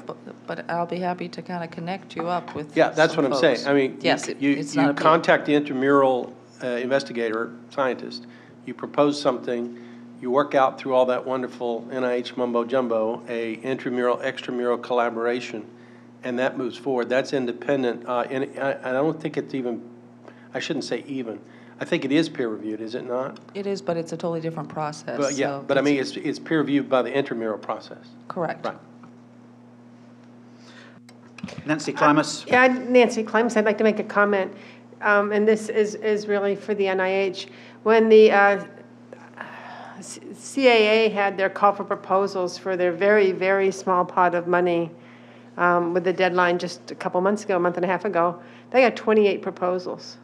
So I think there's something essentially broken if the NIH is saying they're getting 16 and they have much, much more in the way of resources. There has to be seen as significant barriers there that's preventing why would 28 people reply to a limited, I think they had $120,000 limit or $100,000 limit on their budget, and they got 28 proposals. And we can't get that kind of even that was just an R21 type of project in that. They got 28 proposals. That's a lot. When you had an RFA with $4 million set aside, you had, was it more than 30 responses, and you funded, you funded some very nice and and new people to the field when you did that. So I strongly urge you to put on your thinking caps on what is wrong. What is wrong that a small foundation can get more response to a call for proposals than the NIH can? Can I respond? So I would like to, we are doing that, but I would like to know what your ideas are. I know some of the thoughts that have been expressed before, but if that's the data, these are the numbers, this has to be done in partnership. People need to be putting applications in for us to be able to show that there's a need for more funding. We're in a vicious cycle there. When it's 16, 18, and I say there's a need, and I say, well, where are these investigators? That's a potential response I could get. So I'd like to know from you where you see the barriers, so that something, because you're in the field, you're out there. I mean, you hear what people are saying. We have our ideas, but really, the investigators are much closer to you. I mean, ERA funding was there. There weren't applications for that. I think it's complicated. I mean, it's obviously complicated, but part of it is rejection. There's been a lot of rejection, and people don't come back if they're rejected multiple times. And so we may have lost some early enthusiasm. Something the CAA did years ago was have what they called think tanks. They had an autonomic one, an immune one, and this and that. And anyway, for tiny little rounds, they had so many projects that submitted and they could only fund one or two. And I thought that was very clever to have those think tanks. And if the same thing had come to the NIH, you would have had a capacity to revise and come back, and you might have funded more. So I think there's a lot to be learned there. But in the end, I think there's actual barriers. I think people see, whether it's true or not, that they're not going to get a fundable score out of the NIH, but they might get out of a foundation. And so how can we make that better? Because if the same exact projects, they're going to only accept one or two, they're going to have 28. There's going to be 25 rejections, Those are all our 21s. How do we get those 25 projects cycled into this next cycle? So those applications are already prepared, so they should be able to be recast as they're ready to go. applications. They just need to come back in. So maybe something innovative you might do is put a letter together you could give to the CAA, so that when they send out their rejections, and here's your application packet and your connection and how do you turn this application right into an R21? Nancy had a comment, and then With a Dane. peer review. Yeah, I just had a suggestion, which is, this sounds like we need a focus group. Forgive me. Okay, check. You're just ignoring it. Okay. That this, Nancy Lee, we need a focus group, because there's not that many people. You just said 28. That's not very hard to sort of informally talk to those 28 investigators and say, did you also submit to NIH? Why aren't you? Because I guess if they submit to CAA, then they've shown they're interested in this field. And just start talking around and seeing, y'all are the ones with the direct contact with these, and just see if you can figure out what the barriers are, because NIH is a big monolith, and so it takes a while to move that ship. And so maybe y'all could give NIH some advice. One's going to be clinical trials, because a bunch of those are clinical trials. A bunch of those part of their focus was translation. And we don't have any avenue to submit that. There's no place to put that. At least we don't know of it, and we've been discouraged from doing it in the language of the former PA. So that would be helpful. Okay, so as I mentioned before, I'm happy to take that back and discuss, but I just also wanted to respond to your point about the funding rate. I mean, it's actually higher than in some other areas. So this is not unique to CFS. I mean, it's a big problem for keeping investigators in research, encouraging new investigators across any scientific discipline. So we're really, as a scientific and academic community, if we want to move a knowledge base forward, we're going to have to be creative and work together in partnership in ways we haven't before, because the funds are just very, very limited for everyone. Just to state, again, an argument for RFAs and why I said the RFA for clinical trials. I mean, in a sense, we have three examples.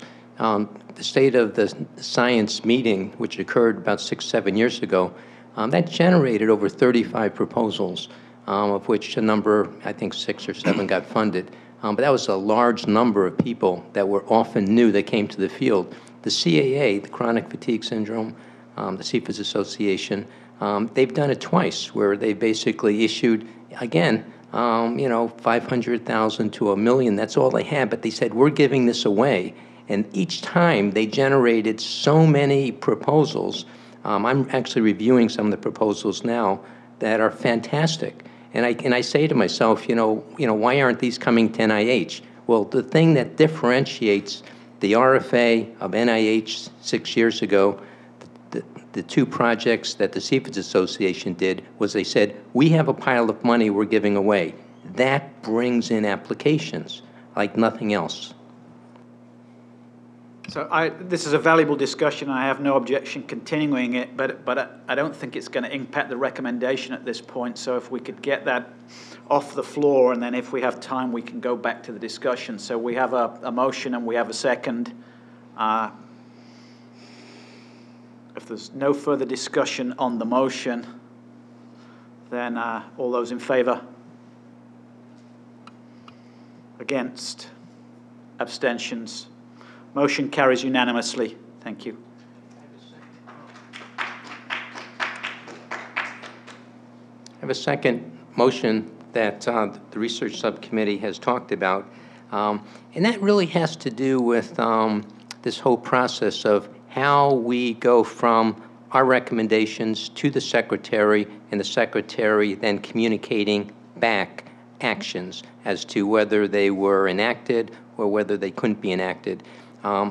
So what we would like to recommend is that that process be clarified, articulated, so that we have a better sense of how it can be sort of transparent. And that probably is something that will ultimately be something that Nancy will announce to us how that might occur. But certainly some of those discussions, by making this a recommendation, I think what we're trying to firm up is a nebulous, ambiguous process that has been far too long in this process of not being clarified. So the recommendation is for everything I just said, and then I'm not going to say it again.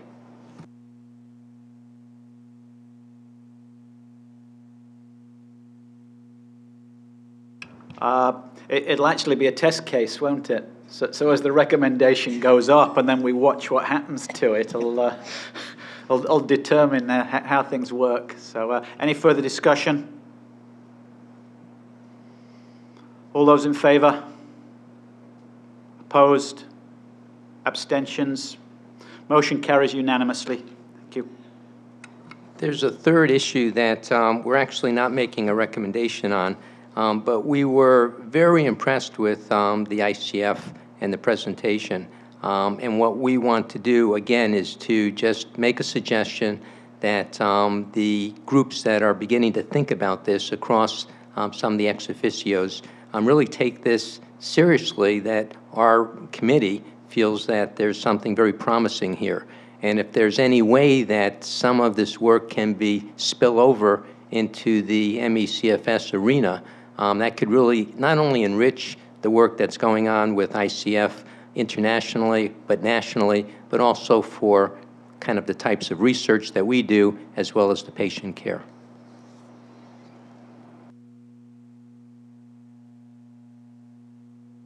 We have no more recommendations. I'd like to turn things over just real briefly to Galen, because he will be taking over as the Research Subcommittee Chair, and just so that he has a couple minutes to possibly, if there's any other issues that I missed, as well as other people on the Research Subcommittee, I want to give them a chance, because I don't want to just monopolize things. I'm too easy to do that. And only because I cut him off before, I'll give Galen the floor.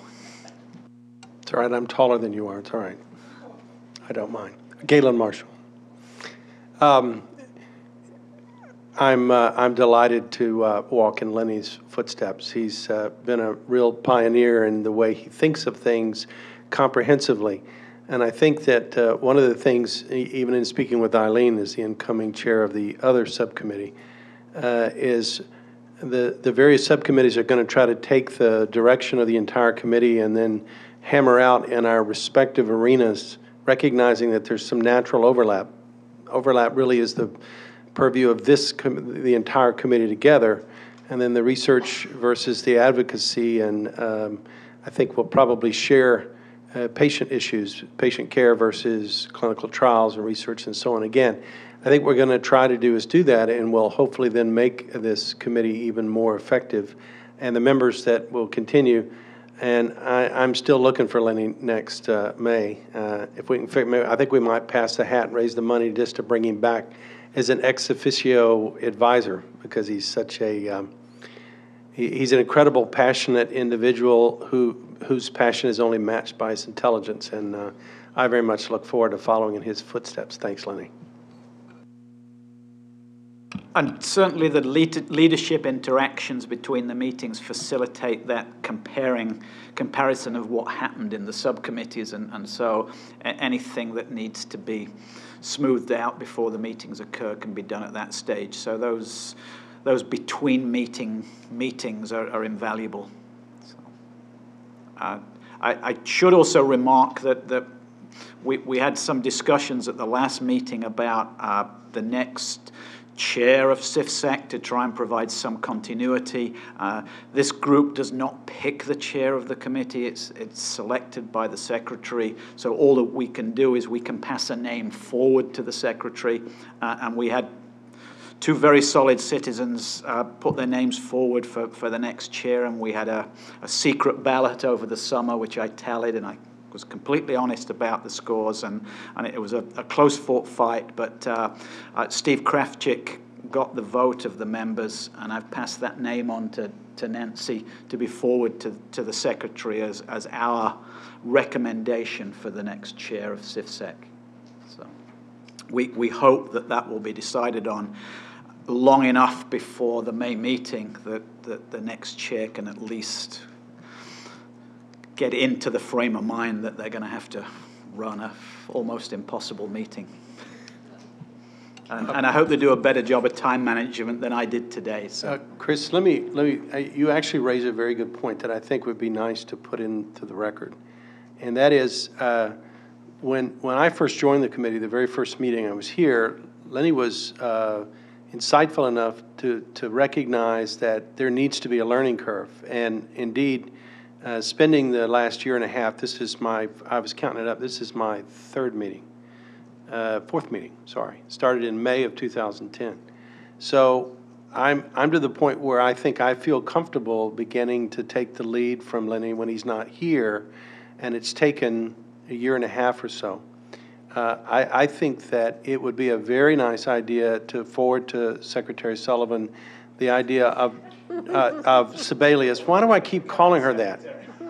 Well, take it. Well, strike it from the record. What can I say? Can you do that? Can you do that? Can you strike it from the record? So I know what's going to happen to the recommendations now. Secretary if she reads the minutes. Secretary Sebelius. I know her first name, but I don't think she wants me calling her Kathleen. So, yeah, I can do that. Anyway, to forward to the Secretary the idea of, for all the officers, if you will, leaders of CIFSAC, is to allow the identification of a chair-elect, a sub-chair-elect, far enough in advance to give them, to bring them up to speed. I think Steve will be a phenomenal chair, and I think that's fine. But again, things happen. God forbid that something happens and we've got to get somebody who has no knowledge, or that there is somebody who's ideally suited, but they don't really have a lot of leadership experience. There's a real value in being on these calls for the last year as the research subcommittee chair-elect, and that turned out to be very useful. So I would encourage us to let Secretary Sebelius know that for us, it's an extremely useful process to identify the continuity of leadership well in advance to give that person a chance to come up to speed. Certainly we can do that with the subcommittee chairs because we get to select, but unfortunately we couldn't do it with we can't have a chair-elect because we don't pick the chair. And I think I found out 3 weeks before the first meeting that I was going to be chair. What I'm suggesting is that, okay, I'll make it as a form of a recommendation then, that she would allow that. Now, there may be some federal statute that prohibits it. If such, then fine, strike it down.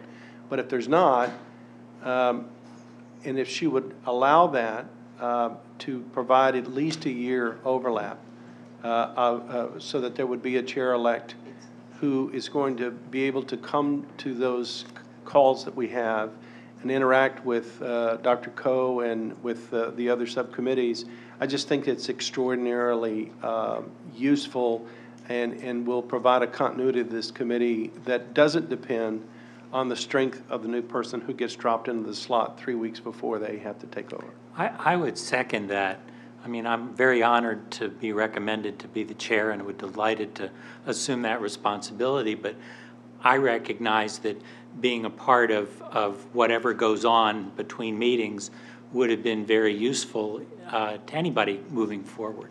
And that's not to say that I couldn't learn fast enough to pick up the flag and carry it, but I think it's a good idea, and I would support that recommendation.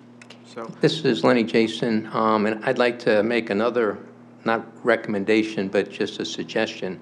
There is a kind of a leadership group of the co-chairs of the two committees, as well as Chris, and we meet with Nancy, Marty, and other people on a regular basis, and Dr. Coe is invited to a number of those meetings, and they occur during the next 6 months. What I would like to make a request is that Steve be invited to that meeting. Remember, we don't know who the chair is. Well, not as a chair, but just be a courtesy invitation to that meeting so that he can watch the process, be involved in it, and that if it turns out that he becomes the chair, he can then assume the role without having, none of that prehistory. So my suggestion would be that he kind of join that group as a ex officio person in some capacity so that he can be privileged to the information that occurs. So we just need to get permission for that to happen, right? That's I think you have it. Oh, okay. It's done. And on that line, we don't rotate off until April, so we'll still be participating in those leadership conference calls. So that would be good.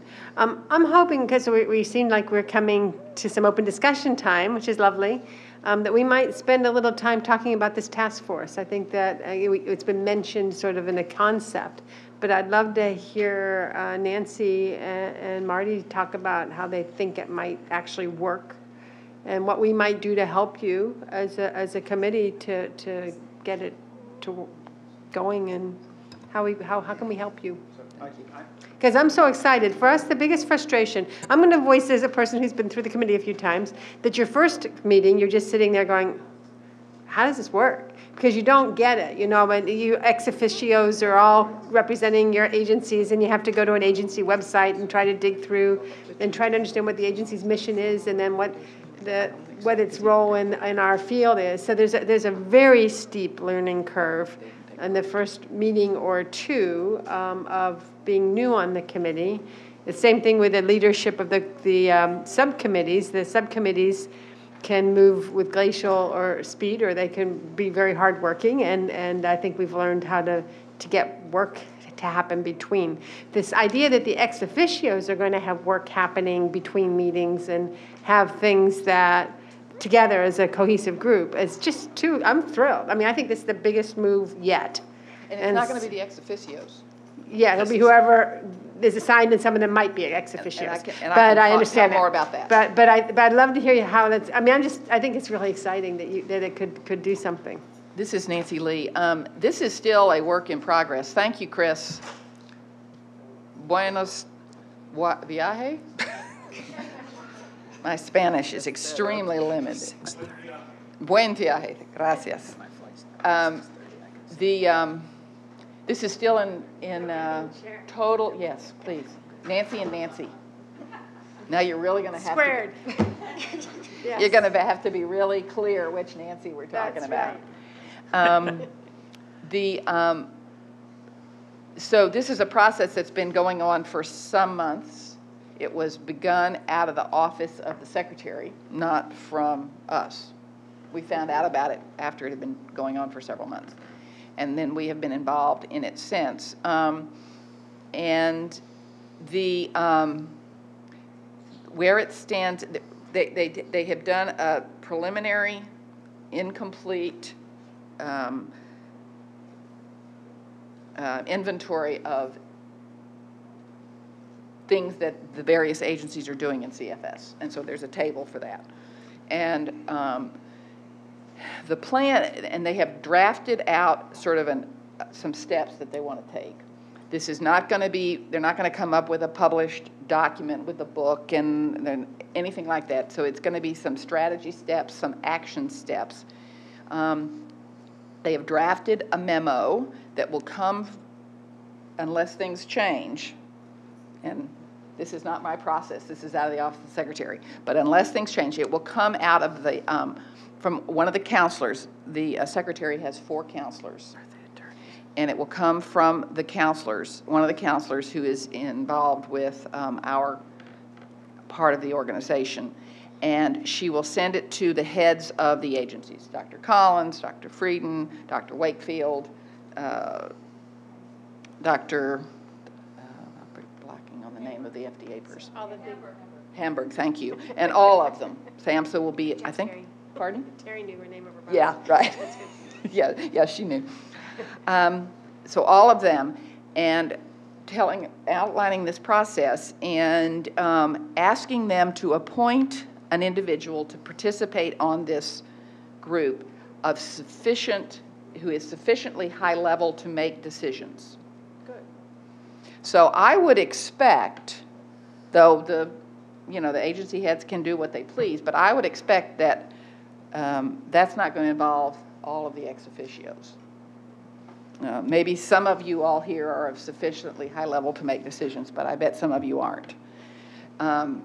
So we'll see how that plays out. But that's in the request from the counselor, and it's to be started shortly after we get all these names. And the other thing is that this is a process that they anticipate just to be 3 or 4 meetings.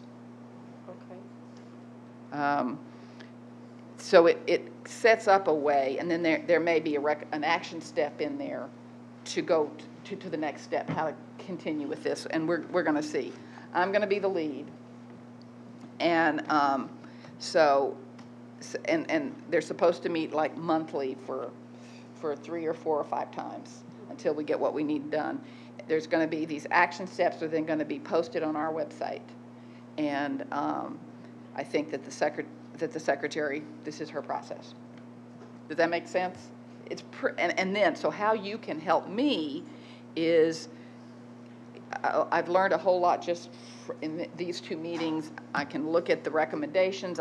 We've talked about some other things here. So feed me some of the things that we can do.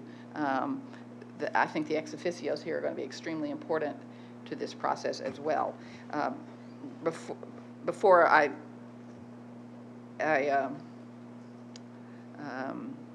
relinquish the microphone, I did want, y'all talked a little bit yesterday about kind of reconsidering all those recommendations that are at the back of our book.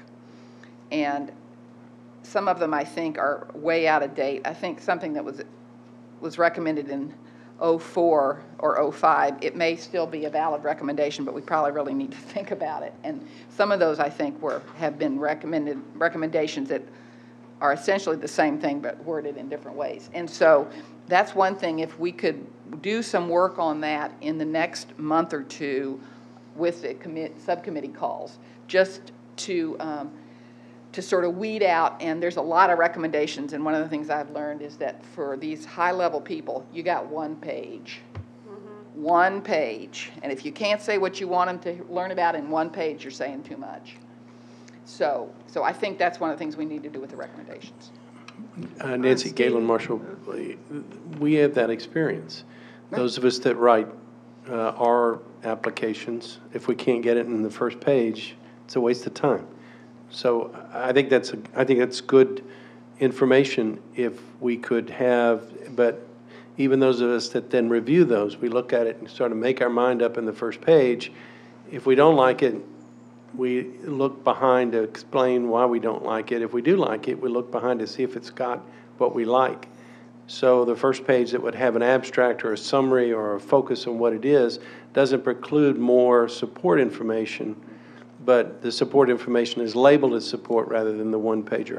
I think that is the best recommendation to us that you could make, or best piece of advice. All the recommendations you want me to take to this committee on 1 page. That's what I mean. Right. Not 1 page per recommendation. If we had to limit it, I would say Steve Kravchik. If we had to limit it, I would say look at the ones that were put forth today, because they're the most current and ones that would make a difference immediately.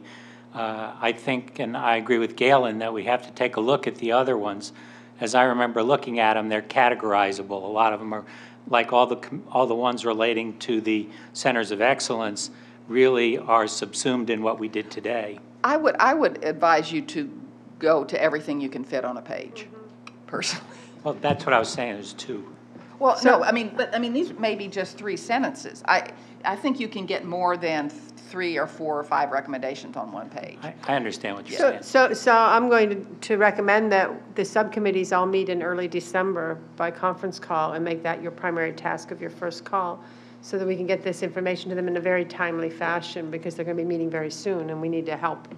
That would be very, very useful. And anything else? Individually, if you have recommendations that would help the process, send them forward. Don't feel like you have to work through a committee structure. You're members, and you can write or you get to write Nancy and Chris, because Chris is the chair. So CC both, but you have to CC Marty, because that way Nancy will see it. I'm just kind of wondering, you know, what we're trying. I mean, in a sense, it's funny. Like we're the representatives in some ways of different constituent groups, and we talk for them.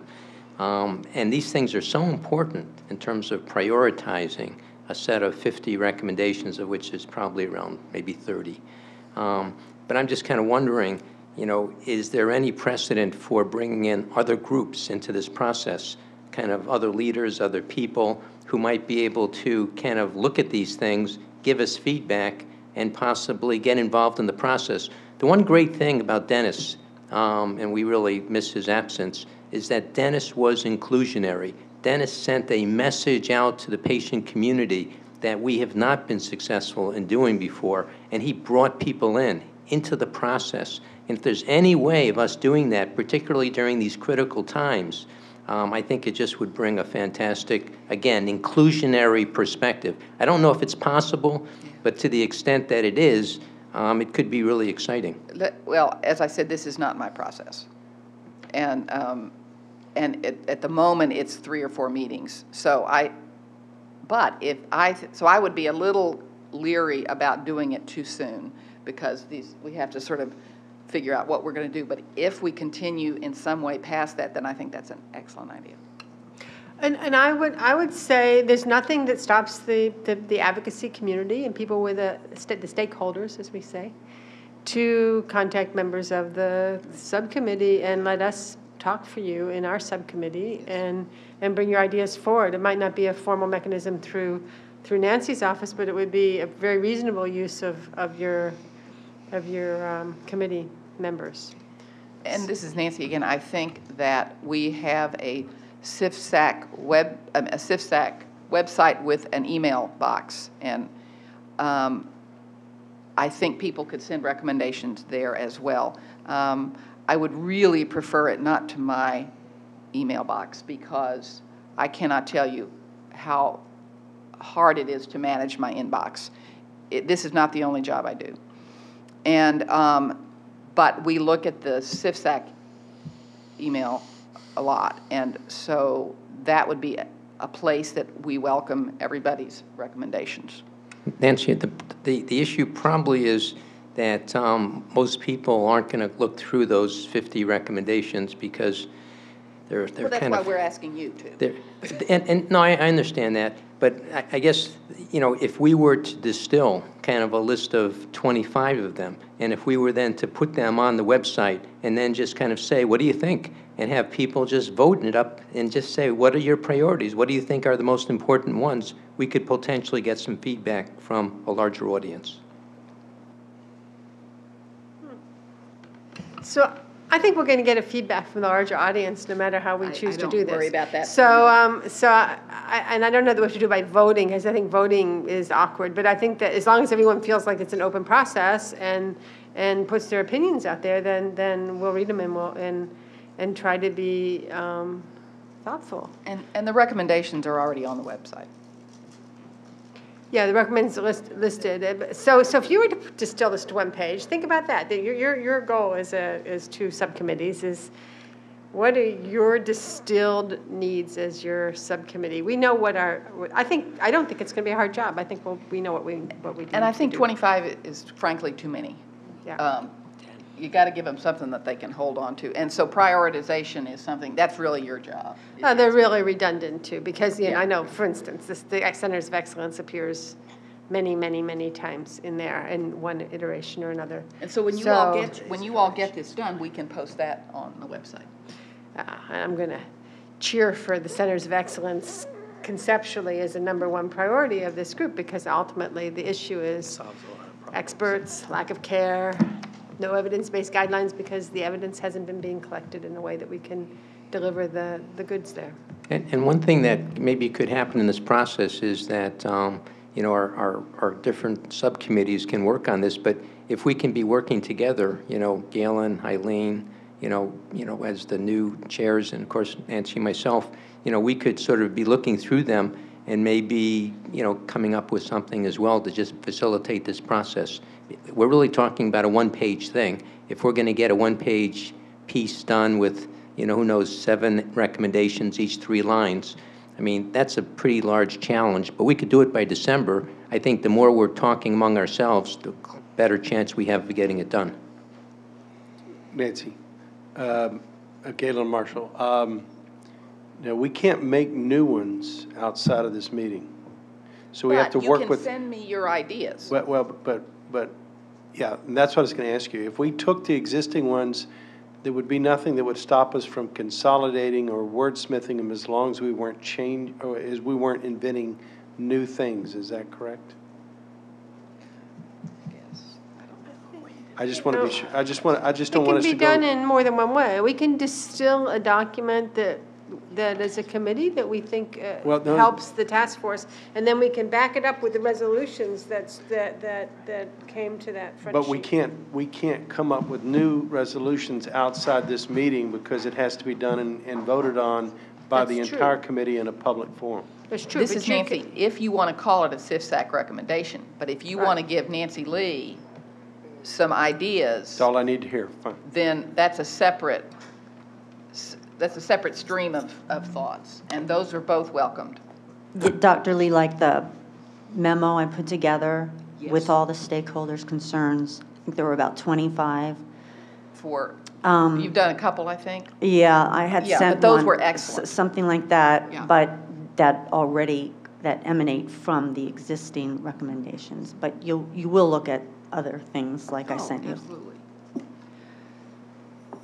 So last opportunity then for the ex officios to ask the committee members things that we can do to help you move the agenda forward in your various areas. Think on that. You challenged us. Yes, I welcome your ideas of how to work together in new ways. You know as well as we do the constraints right now. And I welcome you to think, challenge you to think strategically about using existing frameworks in new ways, looking at recasting, reimagining. You know, with fiscally constrained times, you know, you're going to have to be very creative. We are doing that ourselves. So I would challenge you to think about that. And I think the one key point is, you know, you need to get some more investigators, some new investigators, early stage investigators into this field. Have each of you considered specifically mentoring an investigator, identifying an investigator to specifically mentor? There's so much expertise here. You heard from Dr. Kitt. Most postdocs are not trained on training grants. They're on ours. So, you know, the next generation is so important, and you have a lot of valuable knowledge to impart and expertise. If I could comment on that. Dane Cook? Dane Cook, thank you, Nancy. First, as a partial explanation of kind of the lull in the number of investigators is when the NIH decided to not renew the centers, it sent a strong message to the CFS scientific community that they weren't as supportive as they had been of the research. And I think as a result, a lot of investigators went in different directions. We went to fibromyalgia research or Gulf War illness research, or, you know, and kind of stayed on the fringe of CFS for a while. That being said, I think the State of the Knowledge workshop showed that, you know, we've dusted ourselves off, we're getting up off the canvas, and we're I think we're seeing a lot of new, exciting chronic fatigue syndrome research, and I don't want the NIH to use an old notion that there isn't this interest and there isn't this scientific community out there. There are new investigators being trained. And so maybe the current number of applications is currently low, but I don't think that that's going to remain the same. So on the flip side of that, if with that in mind, as Lenny has brought up, RFAs, us working together, and having some encouragement from the funding side and incentive from the funding side, I think will also help that process going forward.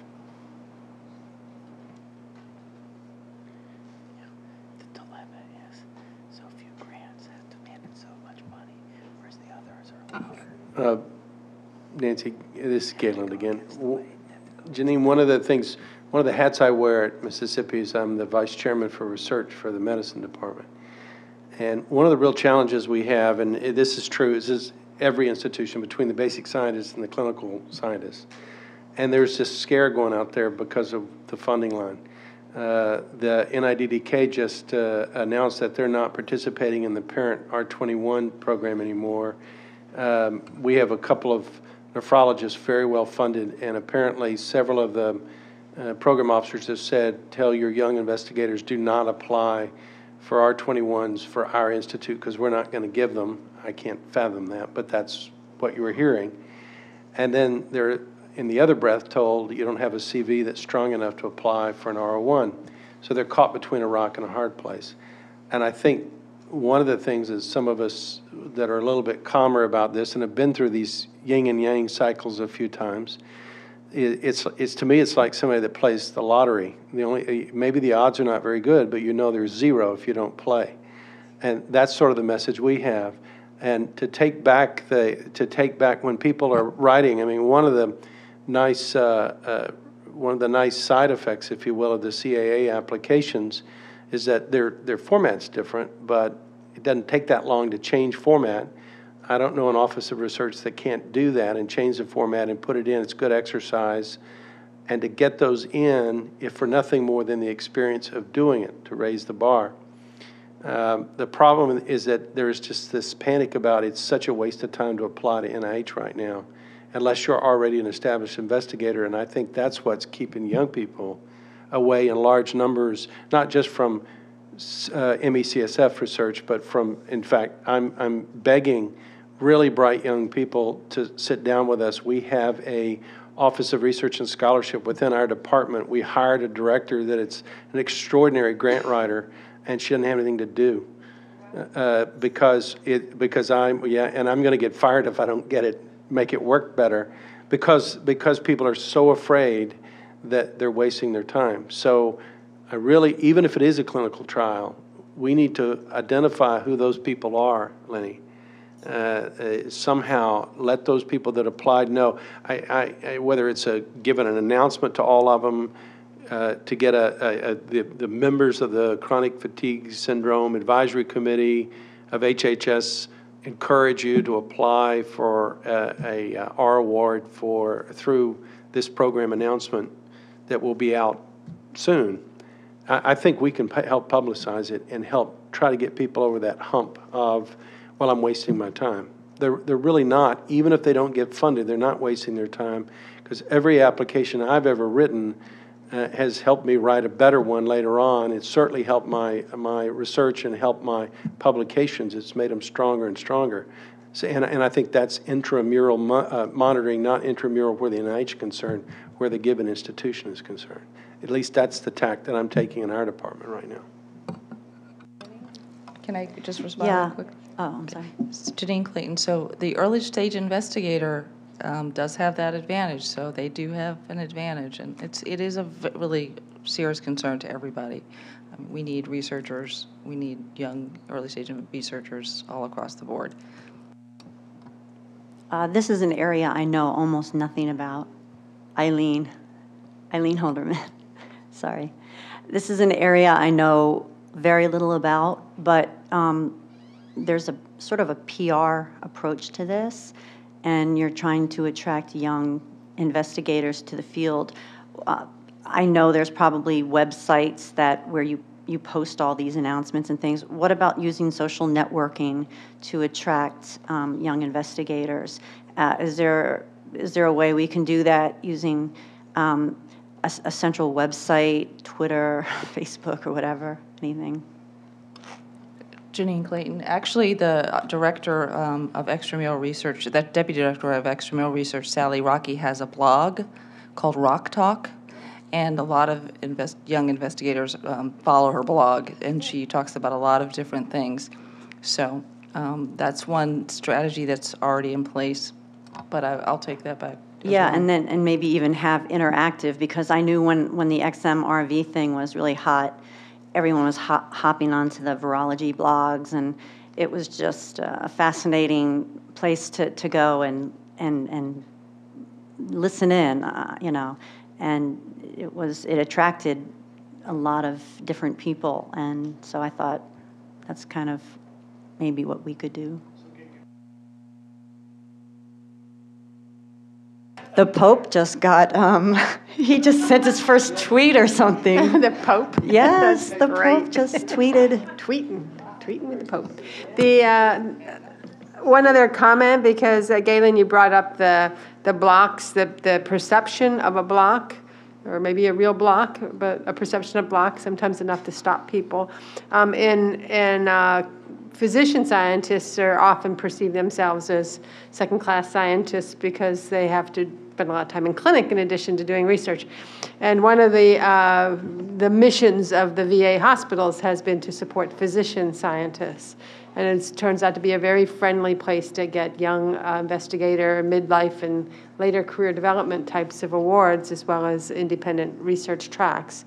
So I have to encourage all of you that are mentoring, particularly if you're mentoring young MDs, to consider getting them a 5/8 appointment at the local VA so that they're eligible to apply for funds in general and career development awards in particular.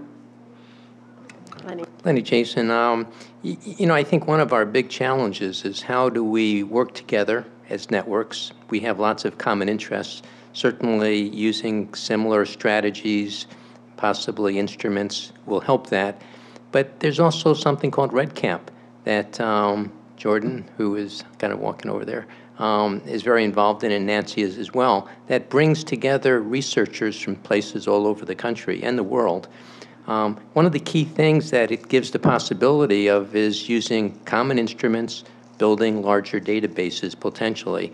If we're really going to make a lot of progress in this area, we need samples that are larger than 30, 40, 50. I mean, the variations that occur within this illness are extreme. And if we could get thousands of people in databases with well-described characteristics, and if we could have different individuals who contributed to that dialogue, that could really push the field forward. Now, some of that's beginning to happen. The question is, how do we make partnerships with all these different entities so that they're all dialoguing together? When you kind of say creatively working with existing resources, this is the time to do that. And I think it's happening. We just all have to be communicating about it. Anne, you mentioned that you have REDCap working, and she's got REDCap interfacing with the EMR, which is pretty cool, the electronic medical record. Right. I think about a year and a half ago, we got a contract for the CDC where we have in Olmsted County a unique resource called Rochester Epidemiology Project. The RAP is able to track a person from birth to death. And using the RAP, there's been very interesting publications and cohorts built on many other chronic disease conditions. So we use the RAP to look at chronic fatigue syndrome, and we've characterized chronic fatigue CFS and controls. For this project, we also used the REDCap. So we used the REDCap to actually, we built some macros, but we also did some data abstraction to deposit the information into REDCap. And I believe REDCap is a system that anybody can use. Our work has not been peer-reviewed yet, so I can't comment on anything. So for the record, REDCap is an NIH-funded platform that's nationally and internationally accessible to house data systems For instance, to make it very simple, you might be able to pull down the SF-36 into your menu of things you're asking your patients or your subjects, and a number of others. So you could take the minimal panel, if you would, down and have that as a base amount of information one's collecting. And then you can increase it with your own instruments. You can use the instruments that are already up and running and are universal. Go ahead. Go ahead. It's not. I don't think it's an NIH initiative. And no. It's came from Vanderbilt. Right. And we collaborated with them as a second institution. I think other institutions have. I'm not sure the funding source of it. No, it's not NIH funded. No. So since Jordan Dimitrikov... And there's REDCap database and REDCap surveys. Some of these... Right. So you can, if you have a REDCap account, some of these surveys questions have been coded, so you don't have to re-enter the question. Right. But I think if you go online, you can do a pretty there's a pretty simple explanation of what REDCap is. I can actually clarify. So Jordan Dimitrikov. So REDCap, to the best of my knowledge, it's true that I think it's a platform which was originated at Vanderbilt. So the way we actually used it in collaboration with Nancy and Lenny, and it's actually the first time this has been used uniquely for chronic fatigue syndrome, is we used it through the resources that are provided through the Harvard Catalyst at Harvard Medical School. So Harvard Catalyst is basically a big translational research project that provides the administrative support through an NIH grant to Harvard Medical School. But the platform itself, REDCap, I think the software originated at Vanderbilt. So, right. I thought Vanderbilt was funded by the NIH to develop the platform, but I must be mistaken. And just to follow up on what Lenny was saying earlier, I think the unique thing and the best thing about REDCap is that it really creates like a cloud or chat room, if you would like to think about it in a kind of a more modern way. It's a very secure, IRB-friendly, HIPAA-compliant place where people from different institutions can come together, share patient cohorts, patient data, and at the same time look at biomarkers, let's say, or look at different instruments. But at the same time, as I was saying, the institutions from the different participants do this in a way which is protecting the privacy of the patient and is IRB compliant and is compliant with the HIPAA privacy rules. So it's actually a very collaborative place where, as Lenny was saying, I think you can create a very large virtual or real patient cohort, and you can look at a lot of variables, as many as you want, as in a way in which we want to do it, except that, of course, you have to create the surveys and you have to ask the right question at the start, which would determine what data you would get at the end. Can I just ask you a quick question? Sure. Is it available just to purchase? I don't think so, because I think, well, technically, I'm not the expert on the purchasing side, so I don't know that, but my impression is that there is some administrative support which is required for administering the database.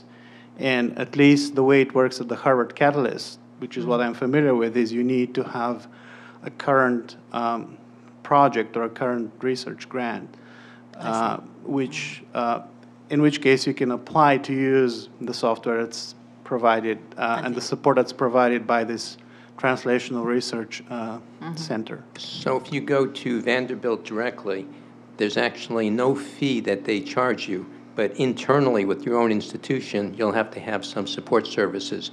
But REDCap is free. That's the wonderful thing about it. There are literally thousands of investigators around the world that are using it right now. And my understanding is at Harvard, there's like 240 projects going on with REDCap, which is just phenomenal. Yes. I don't know the exact number, but that's also my impression because it has been going on for at least 3 years.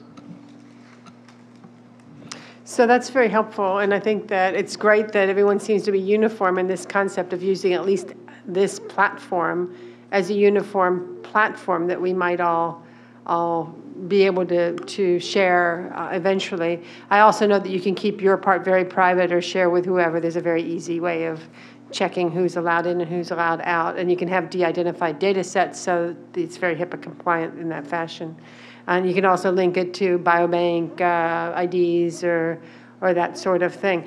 That Anne had got it to interface with the EMR, I thought was very cool from the perspective of what we actually need to do to develop this knowledge base across many different clinics and many different providers and many different populations of patients. So that's a particularly exciting thing. I know that Aileen and I, in the subcommittee, we're talking about innovative ways of using this to do a rapid learning program to help us better understand interventions and their impact on our patients. So there's a lot of potential there. I think we're sort of winding down. We're losing the committee one by one. It's normal. So do you have other things you want to cover? I just have a couple of closing remarks, but other than that. Okay, does anyone have other things they want to bring up before we do some closing comments? Go ahead, Eileen. I think you'll close it and then I'll close it. Okay. Well, of course, I'm hoping that CIFSAC staff will consider extending your terms. And I know that if you don't return officially, you're going to stay committed. But I would like to publicly thank, well, Chris is gone, but I would like to publicly thank Lenny and Nancy and just give a quick little story. One of my favorite memories about you, Lenny, is over 10 years ago in Seattle. We were at it was the AACFS conference, and also the coordinating committee was meeting, and I was there. I was going to give testimony, and at some point I suggested that we all have lunch together, and it raised some eyebrows because I was an advocate, and at that time there just wasn't a lot of interaction. And Lenny, you were on the coordinating committee. I think you basically always have been. But you were on it and you embraced the idea, and you convinced everyone that we should all talk to each other. And we took our chairs that were in lines and we put them in circles. It sounds a little corny, but it was great. And it broke down a lot of barriers, and everyone was talking to everyone. Government community, advocacy community, medical, scientific, and it was great. And basically that's what you've always been doing, and I thank you for that. My favorite memory of you, Nancy, is from that same conference, and it goes to your unbelievable dedication, and it was the last night of the conference, and it was dark, it was kind of rainy, and you and I were wheeling our little suitcases out, and we were both going to hail a cab, and you just looked at me, and you had a smile on your face, and it was like a very long conference, and you just said, "Here comes a cab. You want it?" And I'm like, "No, you go for it. You earned it." And I just remember watching you, wheel away your bag, and just your dedication. It just. Really, we do appreciate it. Thank you. Very, very much. Thank you very much. And we are going to be leaving you in good hands, I can tell you, between Eileen and Galen running the two subcommittees. You're going to be also in very good hands, and I look forward to seeing the progress of the committee. And Steve, if you end up being the super cheese, that would be very cool, because I can see things moving very smoothly, because you're an organized and motivated guy. Go ahead, Steve. Got a comment? I just want to say, like Galen, this is my 4th meeting, I think, and it's been a really amazing experience so far, and I can see what looks like an upward trend in the ability to get something accomplished, which is very rewarding. And I'm going to miss you, and I'm going to miss Lenny in particular, and also Chris, because you've been, in a lot of ways, the heart and soul of the group. And I think that's important too, and maybe we'll clone a new heart and expand the soul, but you'll be missed if you can't stay. Thank you. Thank you very much. So I get the honor of closing out this meeting, which has, I think, been a very productive one. It's been great. And Nancy has a couple of closing comments, but if there's no objection, no new business, then I'll call it a close. Thank you. This is Nancy Lee. I want to thank everybody again here. We've been thanking all afternoon, right? And I want to particularly thank the people who are listening in on our live audio stream. I know it's been difficult, but we've been getting suggestions about how to improve it during the last 2 days. And don't forget that within a week, the video of the entire 2 days of the meeting will be posted, and a link will be on our website. And I've seen the equipment that they've got back there. They've got 3 cameras and this wonderful editing screen, and it ought to be good. It is going to be 508 compliant with captioning, and so people can review that.